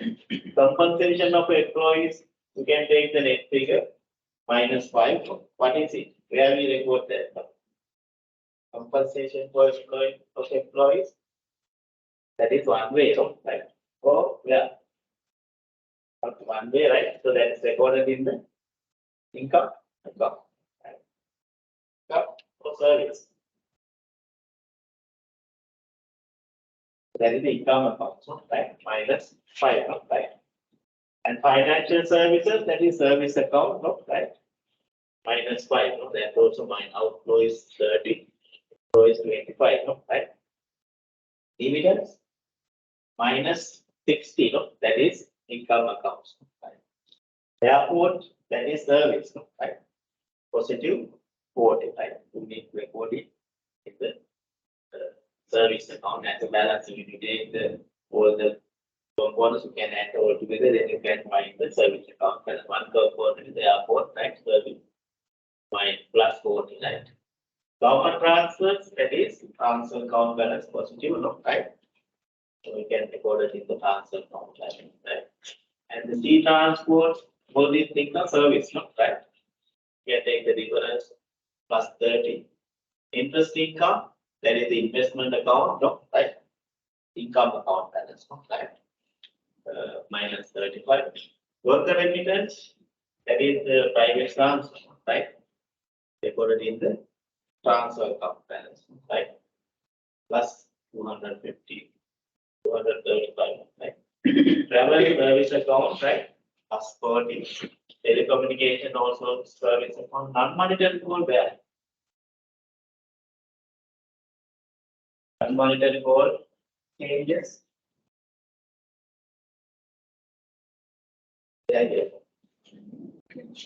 Financial account or trade account?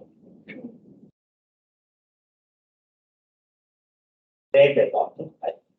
Non-monetary goals, right? We record it as trade account, right? Okay. When we take here, this we need to edit this one also. Right? Trading goods and the non-monetary goal changes, right? That we take the trade balance, right? Here the trade balance, the monetary merchandise -400 -50, right? -450 is the trade balance, right? Likewise, you need to identify the relevant variables, right? And calculate the trade balance, service balance, the primary income balance, secondary income balance. That forms the all these things finally form the current account balance, right? Trade balance, balance of goods and services, primary income, secondary income, right? Can do it, right?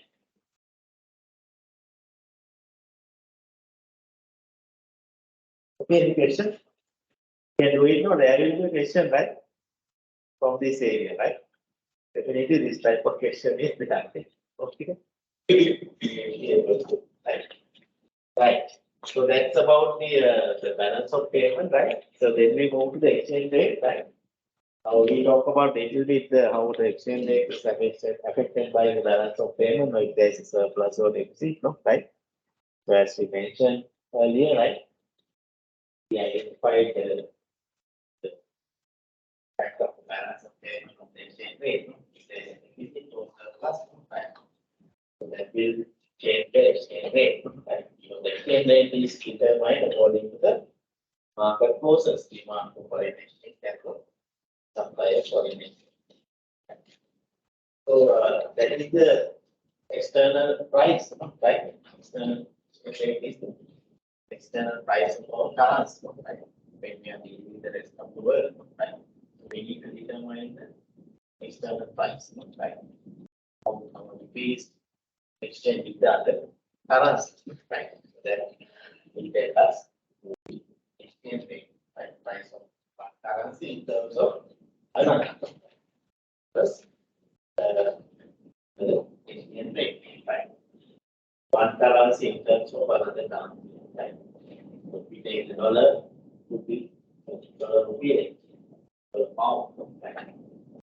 We use the standard rating, international rate. We need to convert our currency to the currency.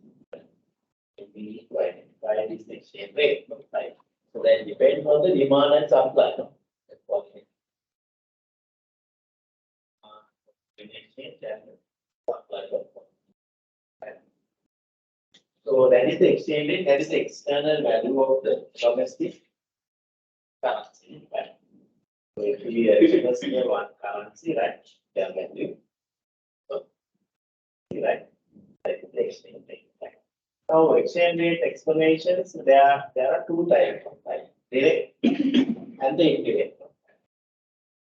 Direct means what is direct expression? Direct quotation.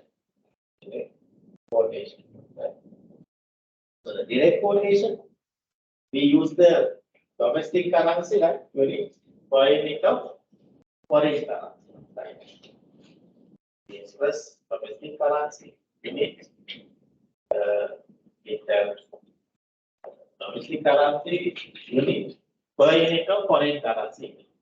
Now, $320, 20 rupees equals to $1, right?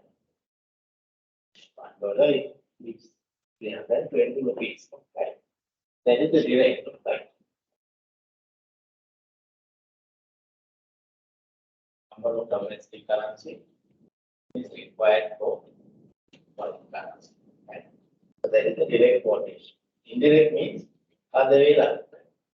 We express the rupee terms, right? How much? The dollar. So that means 1 divided by 300 rupee, 320 rupee, right? Much is the value of rupee in terms of dollar?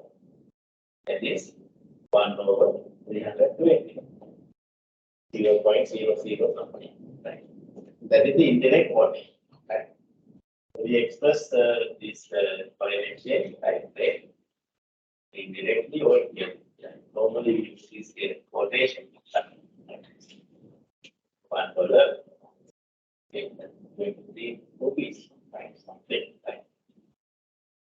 Since now our rupees always depreciate, right? We express the hard currency first, right? So currency later, right? That is hard and the soft, right? Dollar is the hard currency, right? Rupee is the soft currency, right? So currencies are subjective to depreciate against the hard currency, always, right? So that is the exchange rate, right? Now, basically, when we take the foreign exchange transactions, right? So we take the two rates basically, right? So one is called spot rate, other one is called forward rate, right? Spot rate means take the prevailing immediate rate, right? That means the for settlement we take the two rates, right? Settlement, right? So normally the spot rate we use the spot rate also, right? So, the exchange rate quoted for immediate is that according to market rate, at that time the spot rate, right? And the forward rate means that is the agreed rate, right? Usually, right? what exchange rate, right? So, with some certain time lag, right? It's the forward rate, forward contract, right? With trading, right? The forward rate as well. We buy selling exchange rate or free rate, right? The time lag, right? That is forward transactions and spot transactions, right? For the spot transactions, use the market during the medium, right? And the forward transaction, we take the future rate, no, right? Today we decide the future rate, right? That actually minimizes the risk, no, right? Risk minimization, but we take, right? Right. Now, what are the functions? This foreign exchange market, right? Now we know the exchange rate is determined in the foreign exchange market, no, right? So those forces are demand for foreign exchange, the supply of the foreign exchange, no, right? Okay. So that is the foreign exchange market, right? So like other markets, demand and supply forces operate, no, right? So in the here we deal with the foreign exchange, no, right? Foreign exchange demand and the foreign exchange supply, no, right? So that determines the exchange rate, right? So the market actually facilitate for the transferring funds, no, right? So now funds transfer accordingly, no, right? According to the demand, that is export and the import, no, right? Foreign exchange demand means we demand foreign exchange for imports, no, right? Foreign exchange supply means foreigner supply, no, right? For our exports, no, right? So that form the demand and supply, right? So that transfer funds, no, right? So the market facilitate for transfer funds, right? So the purchasing power, right, from one country to another, right? And the credit also there, right? Facilitating for the credit, right? Now we know that international trade, no, right? Credits are there, right? So we take the sometimes some instruments, no, right? International trade, right? For the financing trade, no, right? One is the credit, yes, right? They provide the facility, no, right? Credit facility for the importers, right? The banks, right? So what they make the initial payment, right? The bank will promise to the other banks on behalf of the importers, no, right? Bank will pay the amount, the amount. So to their signal, right? Of credit, right? There are that actually facilitate for the credit, right? For the import and export, right? And minimizing foreign exchange risk also there, right? Risk minimizing, right? Can be identified, right? Foreign exchange market, right? Risk management, right? Because now we know that there's a exchange rate portion, right? For importers and importers, right? So once we decide this either to the market based on the rate, or either we with the maybe with the spot rate, or maybe we over contract, over rates, right? So that is going to impact the risk for the market participants, right? So those are the basic functions that we can identify in the market, right? Transferring funds, facilitate for credits, and minimizing the risk, right? Right. So who are the participants? Basically, in the foreign exchange market, right? For the exporters and the importers, we see, right? There are a lot of participants we see in the foreign exchange market, right? Additional users we can identify, right? Those are the additional participants, right? Exporters and importers, right? Apart from that, there may be other people, right? those who use the foreign exchange, no, right? Maybe the investors, no, right? No, maybe you are going abroad, no, right? So for different purposes, right? You may use the foreign exchange, no, right? Demand the foreign exchange, no, right? Tourists, no, right? So maybe the international agencies, right? Those who deal with the foreign exchange, no, right? Diplomatic, no, right? People, right? So there are different users in the foreign exchange, right? Those are the basically guided by the tradition, right? And apart from that, the commercial bank, no, right? The commercial banks basically engage in the foreign exchange transactions, no, right? So under the international banking, no, right? Commercial banks buy or sell, no, right? Buying and selling foreign exchange, no, right? So sometimes central banks facilitate for the trade, no, right? For the exporters and the importers, right? So commercial banks use this foreign exchange for buying and selling purposes, right? For the international transactions, right? And also the central bank, no, right? So commonly intervene in the foreign exchange market, no, right? Central bank maintain the foreign reserves, no, as we highlighted, no, right? So central banks manage the exchange rate, no, right? Under the managed code system, right? So there are also sometimes central banks pump foreign exchange for the market, no? Sometimes purchase foreign exchange from the market, no? Right? To maintain the exchange rate stability, no? Right? Under the managed growth system, no? Right? So from central bank also receive, no? Right? Government, no? Foreign exchange as a foreign exchange, basically on behalf of the government, central bank manage the foreign exchange reserves, no? Right? To the government funds, no, right? So therefore, central bank is foreign exchange, right? Intervene as the participants, right? Market participants as well, right? Apart from this, the regulator, no, right? And the brokers, we see the brokers, no, right? So, and the speculators and the arbitrators, no, right? So we see that is commonly now speculation, no, the foreign exchange market, right?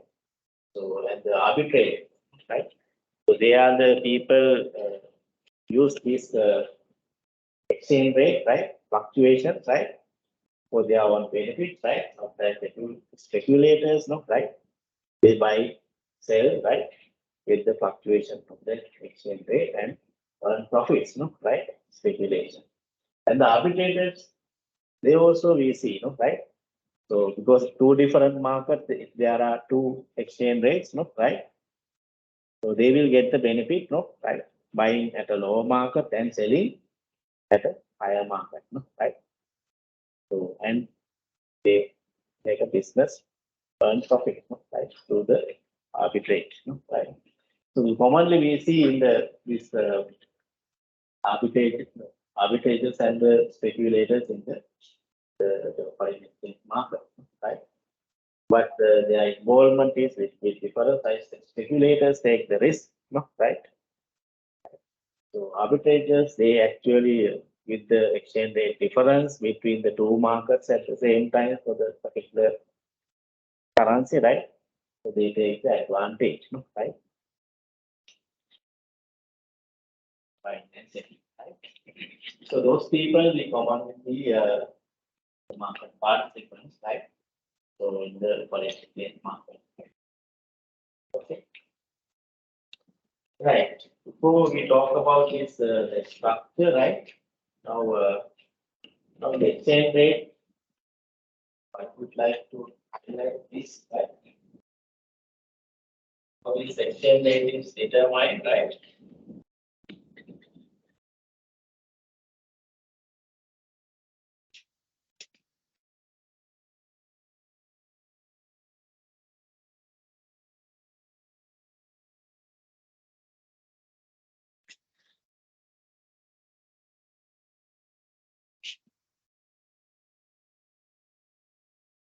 basically now the foreign exchange market, right? So this is the foreign exchange demand and the supply, right? Take the dollar BX, right? Now this is the demand for dollar, supply of dollar. So the demand for dollar and supply of the dollar, right? So that determines the $1 equals 321 rupees, right? Right. The quantity traded, right? Quantity traded, right?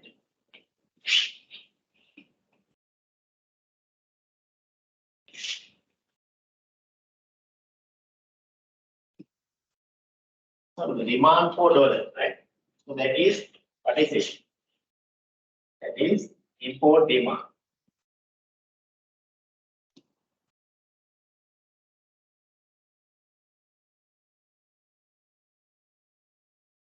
This is the export supply, right? If we take the import and the export.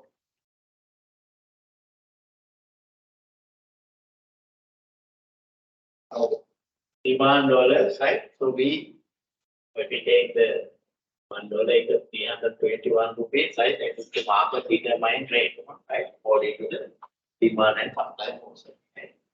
Now, we take this demand for dollar, right? So importers demand dollars, right? So that is, in other words, that is the supply of rupee.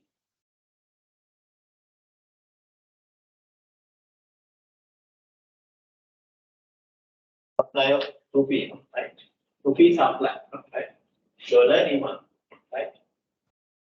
Dollar demand, rupee supply. Here what happened? This is the dollar supply.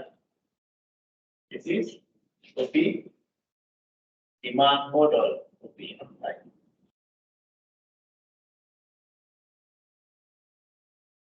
Who demand rupee?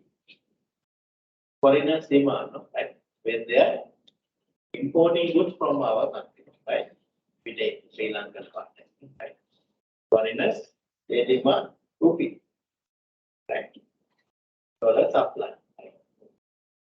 The exporters, right? Export, we export to the other destinations, right? Foreigners demand our products, right? So they demand rupee, right?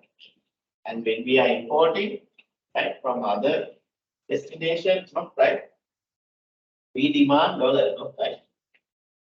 And we supply rupee, right? We supply rupee and demand dollar, right? In order to import goods. So that determines the exchange rate. So export demand, export supply, and the import demand. That is the export and the import, right? We take simple form, right? So what happens now if there is a high demand for imports? This curve shift to right, right? Then high demand for imports, right? What I did, we are seeing for the time being supply constant, right? So there is no export. Our export price, export contract rating, right? But demand for imports encouraged, right? If there is high demand for imports, this the demand curve shift to the right. Okay. What happened as a result? Exchange rate increase, right? Now $1 equals is 330. If there's high demand for dollar, right? So if there's high demand for dollar, then the rupee supply, same thing happens, right? And the dollar supply, and the export, right? So that will, this is the depreciation of the currency, right? This is the exchange rate, right? So if there is a supply That means dollar supply increase at a faster rate than the dollar demand, right? This rate will decrease, right? There will be a decline in the exchange rate. So there is an outcome for an example, dollar supply increase faster rate than the dollar demand. The dollar supply curve shift to the right, right? Export supply. So that will reduce the exchange rate, right? So dollar supply increase at a faster rate than the dollar demand. So that will reduce the exchange rate. Now $1 equals rupees 350, right? Reduce, right? So that is the appreciation, right? Here the market is determined, right? Market forces determine, right?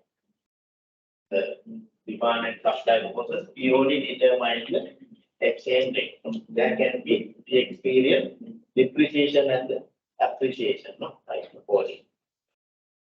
Because of the market determining, right? There is no government intervention, right? Purely the market determines. This is the market clearing rate, right? So if there is a rise in the exchange rate, right? So that is we identified depreciation of the currency. There is a decline in the exchange rate, right? That is the appreciation of the currency, right? We can note that there, right? So the exchange rate determined according to the demand and supply force, right? So the export and the import. So if we take this is the foreign exchange demand, right? Forex outflows, forex inflows, as we discussed in the balance of payment, right? The supply means forex inflows, right? The demand means forex outflows, right? So that we determine the balance of payment situation, right? In there, that will determine the exchange rate of the currency, right? The value of the domestic currency, right? Right. Now we can identify that system, right? Now this determination of the exchange rate, right? So those are called exchange rate regimes, right? Exchange rate regimes, right? Now there can be different exchange rate systems, right? One is as we mentioned, the floating exchange rate. As we discussed earlier, purely the market determined, right? Demand and supply. That is the floating exchange rate system. Right? If the exchange rate is determined by the market forces, demand and supply forces, demand for foreign exchange and the supply of foreign exchange, right? So that is the floating exchange rate system, right? And we see the fixed exchange rate system as well, right? With the before 90, especially 80s, right? 60s, 50s, 60s, the early periods, right? Most of the countries use the fixed exchange rate system. But later on, after 1980s, 90s, right? People countries move to the floating exchange rate system, right? So, going to globalization and the liberalization policy, right? So, fixed exchange rate system also we can identify, right? So that is it's been officially determined, right? The exchange rate, right? Without the market forces, right?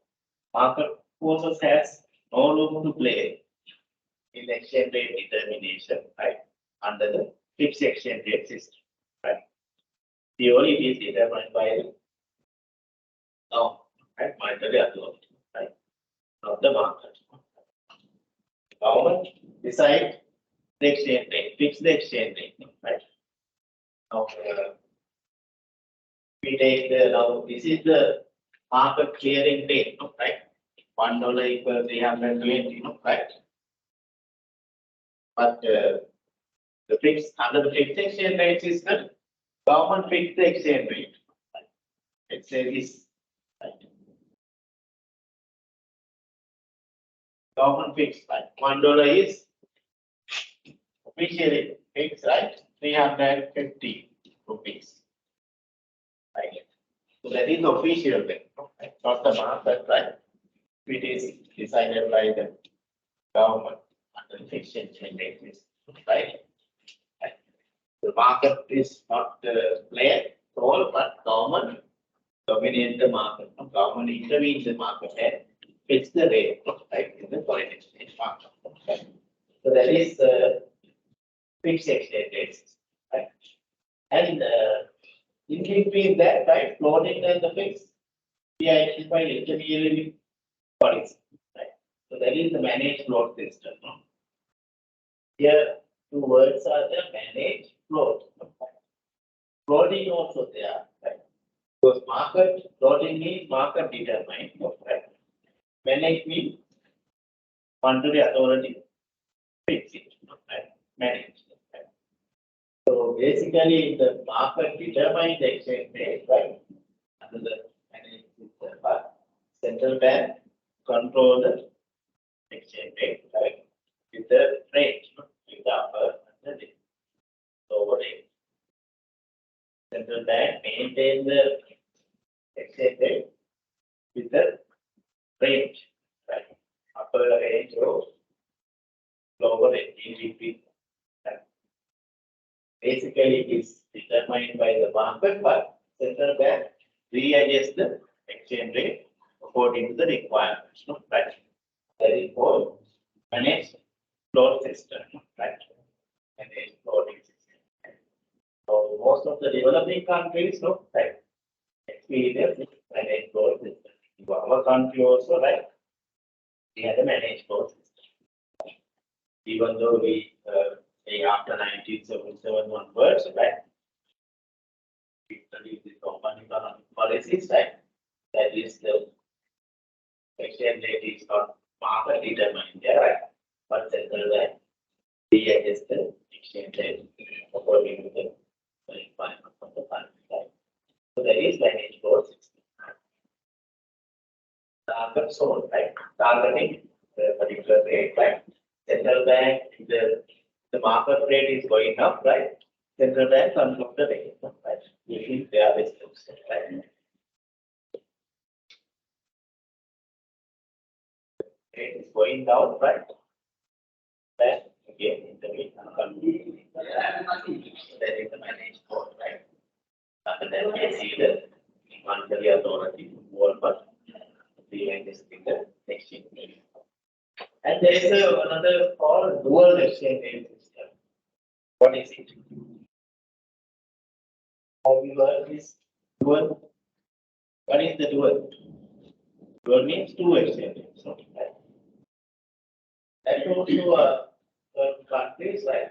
That also actually type of fixed exchange rate system. Right? Type of fixed. Or manage under this, right? Dual exchange rate system, right? Dually.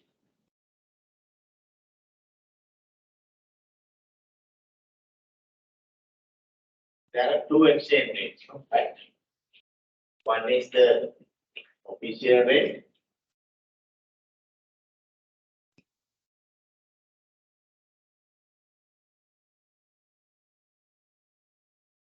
And another rate. Maybe the higher rate, right? This is actually designed by the central bank, right?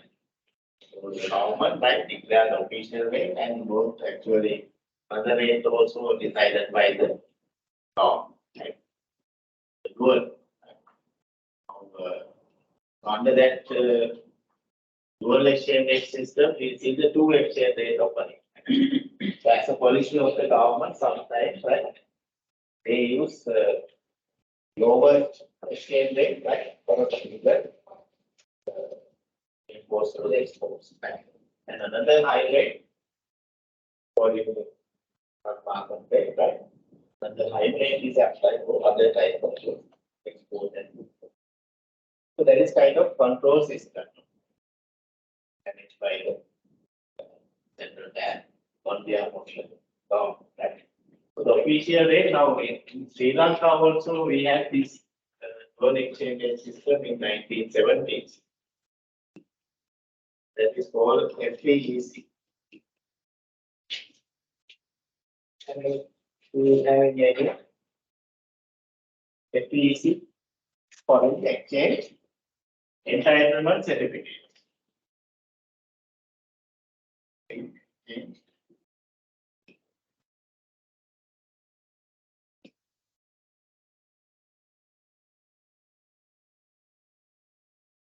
Entitlement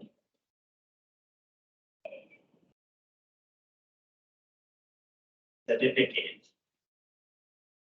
Foreign exchange entitlement certificate. That is kind of a dual exchange rate system introduced at that time, 1970s. Especially the government policy to improve the non-traditional exchange. That time in 1970s, right? So our export earnings decreased, right? There is a deficit. There's a serious problem in the balance of payment, right? With the main export earners, right? We have a local, right? Therefore, government take policy decisions to encourage non-traditional exchange. Increase the export earnings. So that's why the government introduced this foreign exchange entitlement certificates. So that's a dual exchange rate system. After that also we see these two exchange rates apply. One rate apply for the non-traditional export and the other essential imports, right? And another rate apply for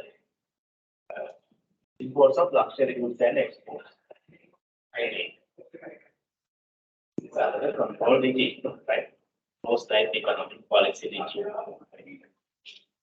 That is, we see normally this exchange rate system, right? Mostly. Right. Most economic policies under the most economic policies. Growth-oriented policy. Right. So here, most of the countries actually use this exchange rate policy. Right. So that is the dual exchange rate system. FEEC, right? Foreign exchange entitlement certificate. Right. So we can see now in countries, right? So evolution of the exchange rate, right? This system experience, right? Exchange rate systems, dual exchange rate systems, floating exchange rate systems, and managed both. So we talk about this, right? How to exchange rate system, right? Finally, now when we talk about this exchange rate, right? So with the change now, this is determined by the markets, not right? If the market changes, exchange rate fluctuates, not right? And there are some participants are there, right? We use this exchange rates, right? For their earnings, right? One case is arbitration, right? So arbitration, right? So arbitrators actually, they actually, with the fluctuations of the exchange rate, right? So arbitrators' main goal is to buy the foreign exchange at a lower rate, no, at a lower rate, right? And sell it into at higher rate market, right? And through that dealings, right? So they will enlarge their earnings, profits. Right? So buying and selling foreign currency with the intention of profits, right? The profit motive, right? So how they earn profits? Making the difference actually. There is a difference between the exchange rate, right? In two markets, no? at the same time, no, right? If you take the London market and the USA market, right? So the dollar pound rates, right? If the London market is dollar pound rate is lower than the US market, right? So they purchase from the London market and sell in the US market, right? So through that they can earn profits, no, right? You also can do, no, right? When the exchange rate, we have the problems, right? Buying, so restrictions are there, right? We need to prove, no, if we are demanding the dollar something, no, right? That is the problem, no, right? But small quantities we can do, right? If we have some arrangements, right? Even in the black market, we can purchase, no, right? So the price is high, right? That also can do, right? With the price in the exchange rate, you can sell it, no, right? And earn money, right? Like share market, no, right? When the share price is going down, you purchase, and when it is increased, you sell it, no, right? Right? Maintain the portfolio, right? Are you investing in the share market? No. You have a CDs account or you open account and you are doing? Yes. So the last time actually is a very good time, no, right? The decline in the price, right? So that is the normally we know that business cycle, no, right? If there's a decline and lowest price, no, with the collapse in the market, right? With the uncertainty in the economy, right? Then with this what you call this IMF arrangement, right? Some sort of upward trend is there, no, right? And most of the people buy at the lower rate, no, then sell it. Again, right? Maybe you can do it as a business, no, right? Right. So, but you need to look at the performance of the companies and so on, right? The past records and all things, right? But these the macroeconomics situations also affect that, no? Right? Elections, right? So things, answers, right? Election period, when it is declared, right? Share market drop, no? Right? And after the election, it will go up, right? Those time, you can make their options, like buying and selling, right? People are doing, no, right? Arbitrage also like that, no, right? Buy at a lower market and sell at a higher market. So if you take the New York market, dollar price, pound price, right?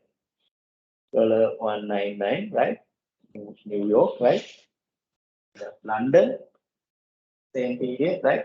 Dollar price of pounds, $2.01, right? There's a difference, no, right? Dollar range, no, right? In two markets, no, right? So the person arbitrator can buy dollars from the New York market and sell in the higher price at London market. The difference is 0.02. No, right? So if we make investment with 100 million, right, can earn $20,000, no, right? Profit, no, right? So likewise. So that is the arbitration, right? So when we do that one, right? So there are more arbitrations, right? Buying at the lower, that means demand for what happened in the New York market increase, no, right? And the supply in the London market, no? So because we demand and we sell, no, right? So the demand and supply forces readjust the two market later on, no, right? Equalize, no, right? So it is arbitration, no, right? Because of this demand and supply, right? Like this, right? So that's why we say arbitrage would result in the equalizing the exchange rate, no, in different markets in the later on, right? That is the arbitration, right? Here actually by observing the differentials, right? Exchange rate differentials, right? Arbitrator can make their decisions, no, investment decisions, buying decisions, and selling and earn profits, no, right? So that is the situation, right? So when it comes to the hedging, you heard hedging, no, right? Hedging, what is hedging? So that is something the forward contract, no, right? Something, right? So we make agreements with now lot of experience we have, no, regarding the previous cases in the Sri Lankan context, no, right? Hedging magadiya කියලා කියනවා, right? Right. You remember, right? In the petroleum, right? Oil price, oil ports, right? Hedging, right? The petroleum corporations and so on, no, right? Hedging agreements are there, no, right? Most of the imports, no, right? So that means we made the agreement, right? To sell or buy, no, right? Buy you yeah. Right, right? Buy or sell certain amount of foreign exchange at a future date, no, right? Right? For a consignment, right? At a agreed rate, right? So that is the basically we agreed today, right? To buy or sell, right? Specific amount of foreign exchange at a future date, no, right? So the forward contract, no, right? So that is something hedging, no, right? So now US firms take 1,000 pounds, right? To British exporter, right? Stable, right? 3 months, right? So that current rate is dollar 2 rupees equal 1 pound, right? And we may agree to offer a forward rate, right? In 3 months stable time, right? We will take dollar 1 pound, dollar 2.01. Right? That is the forward rate, right? And upon they agree to make the payment, right? Accordingly, no, right? After the maturity, no, right? So it's a buying and selling that amount of foreign exchange, no, right? Every usually, right? So basically to minimize the risk associated with the exchange rate fluctuation. We don't know how this fluctuates, no? 3 months time, no, right? So today we make the agreement, right? Hedging agreement, right? Like a forward contract, no, right? At a forward rate. And the speculation, what is speculation? So normally we see in the foreign exchange market the speculators, no, right? So they are doing actually there is no obligation, right? So there is no payment, right? So they are doing as a business, no, right? So they buy foreign exchange, no, right? Certain rate and sell, no, right? Like in the share market, no, right? Bearing the risk, no, right? So like if you take this hedging, so the previous case now arbitrage, right? So there is no such a risk, right? But as speculators bear the risk, no, right? So basically, right? Normally when there are high fluctuations, no, of the exchange rate, no, right? People speculate, no, right? They buy and sell, no, right? And earn profit. Right? So speculation exists whenever someone buys a foreign currency. Right? So there is no import or something, right? So, right? There is no investment, right? But as a business, as a business purpose to earn profit, right? We make decisions to buy the exchange. Even at higher rate, no, right? Fairly later on, right? But we know that hedging is different from that. For that, right? But we make the decision, right? We do different markets, right? And then, right? Right? So that is the situation, right? So the speculator makes sometimes losses, no, right? Even though now dollar rupee rate, now the rupee 323 something, no, right? Speculators, right? So they will buy 323 rupees, no, dollar, $1, right? Maybe the next day it will decrease, right? Right? We don't know, right? If it is increased, he will sell at a higher rate. If it is decreased, he will lose, no? Right? But they have high predictive power, no? Right? Regulators, no? Right? Of the exchange rate, right? And make decisions accordingly, right? So they need, sometimes if they make the predictions correct way, right? They will get the benefits, no? By selling. If the predictions are wrong, right? They will lose. So there's a high risk, no? Right? The speculation. It also can be seen when there is a high fluctuations of the exchange rate, no? Right? Sri Lankan case last time, no? Right? And there are actually no more speculations that will further accelerate the exchange rate. Right? So the speculation, artificial, right? There are speculation, no? Right? So that will increase the exchange rate. We cannot predict the behavior, no? Right? Because of the speculation. So that is very important, right? So we see normally this arbitration and this speculation, right? So arbitrators and the speculators are there, no? But speculators, they take the risk, right? Compared with the arbitrators. Right. Here we take the case, right? So now the forward, 3 month forward rate is $2, dollars per pound, right? And the spot rate 3 months, 2.10. Now the current rate is high, right? Forward rate is now 2, right? But they make the forward contract of 5,000 pounds, right? In 3 months, right? What is the rate? 3 months forward rate is 2.10, higher rate. Right? If that is 3.10, you can earn $100, $100, right? So it is 2, no, right? And the 3 months forward rate is 1.95. You may lose, right? So that can be 50-50, right? Depending on the exchange fluctuation, right?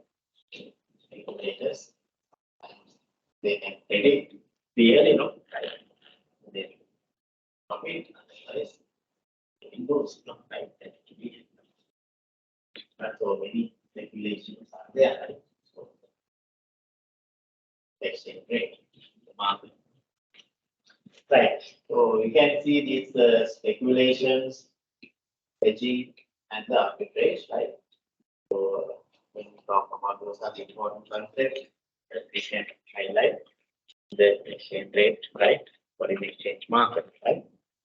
Okay, so those are the things I want to mention, right? And with that, I want to conclude the session, right? This is the last session, right? Any topics we discussed?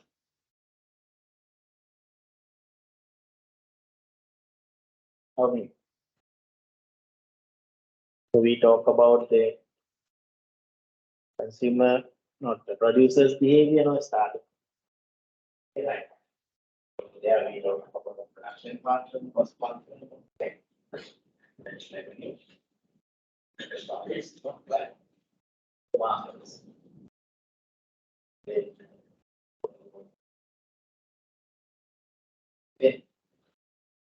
So mostly the paper structure, right, as usual, right?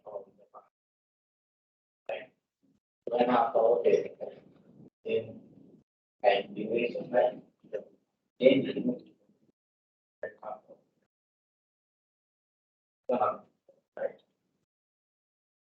Okay. There will be a 5 out of 5 you can answer all questions. Right?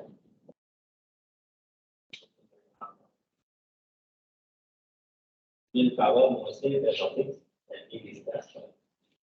You can especially look at this, we talk about the production function, right? May remember that short-term production function, like we talk about this total productivity, marginal productivity, average productivity, and based on that, how we decide the maximum labor sort of practice. Patients are getting studying those patient types and marginal revenue, right? Pricing, right? Marginal revenue, total revenue, the relationship, right? Those areas are right. So normally when you have the questions, right, there is a calculation part, right? Particularly in the first few done some concepts and the right from the theoretical questions and some analytical questions to follow on that. Right? So covering all the sections, right? I gave you some questions, right? I will upload the video questions, right? This and then like can practice all these questions, right? Then we give it to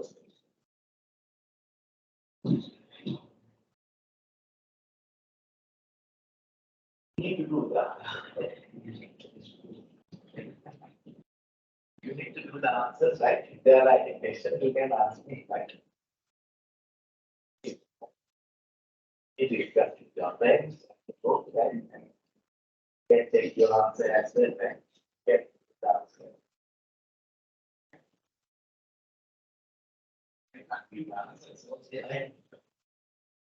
This is the question and answer section. Yeah. Please do those questions, educations, and other things. Yeah. Ask no right. Then you have to come up with question. Even if you get into the past education. But those parts, there's no questions I see, or if there are questions, they know.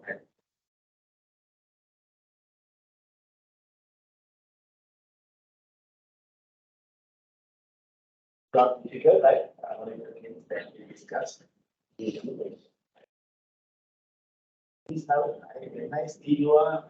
I gave you, can you remember the assignment discussion too? Talked about productivity equals to the price ratio. I asked you to prove that. Most of you have done. Mention the marginal productivity is blah blah. Price ratio is this and that.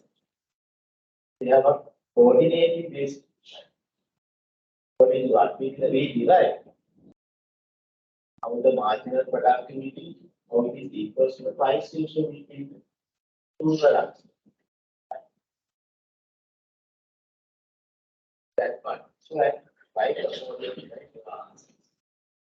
all of you have done same thing, right? Same way. It was not right. But like that, you have to your answer. Therefore, question asks something, but you have some other things, right? Taking those two concepts and relate to that. Just explanation, very short solution. Questions, there are some things. Do right, you need to prove it, right? From the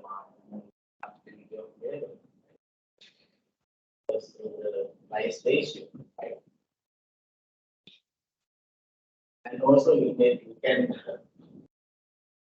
test your memories on the revenue product, marginal cost of resource cost that we discussed, right?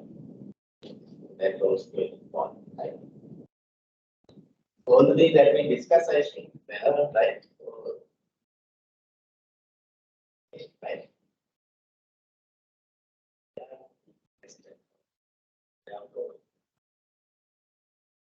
Family with the questions that we did, right?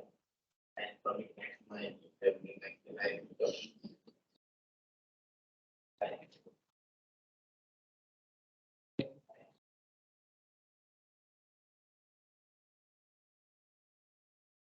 Any questions? Yeah. Yes.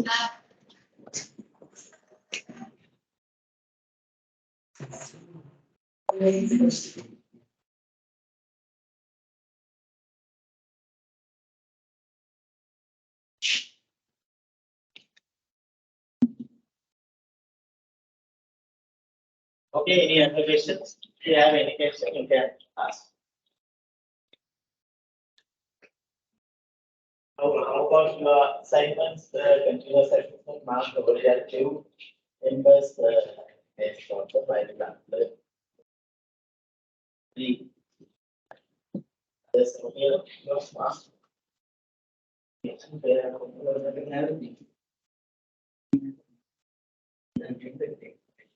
Yes, dates on the game. You can raise the mark, right? Waiting also there, but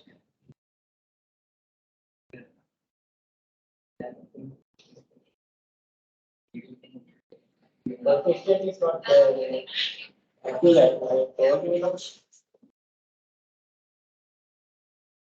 some of the students, first question, they told me that at that time they were unable to do it correctly because they don't have any idea about this derivatives and so on. Later on, they studied that one. That's why those who submitted, right? I gave you 2 marks for that. To submit the first discussion, I gave you those who submitted 0 marks. Second one is given the marks, but you have not answered there. That's why I right. So you answer information. Yeah. In that question, we clearly address the question areas, right? Okay. And assignments, full marks given for the presentation also, I think. One group get the highest mark, right? Okay. Assignments also given, right? And see all the marks, right? So I see some students got 80, one student there, 21. 21. There's margin between 7.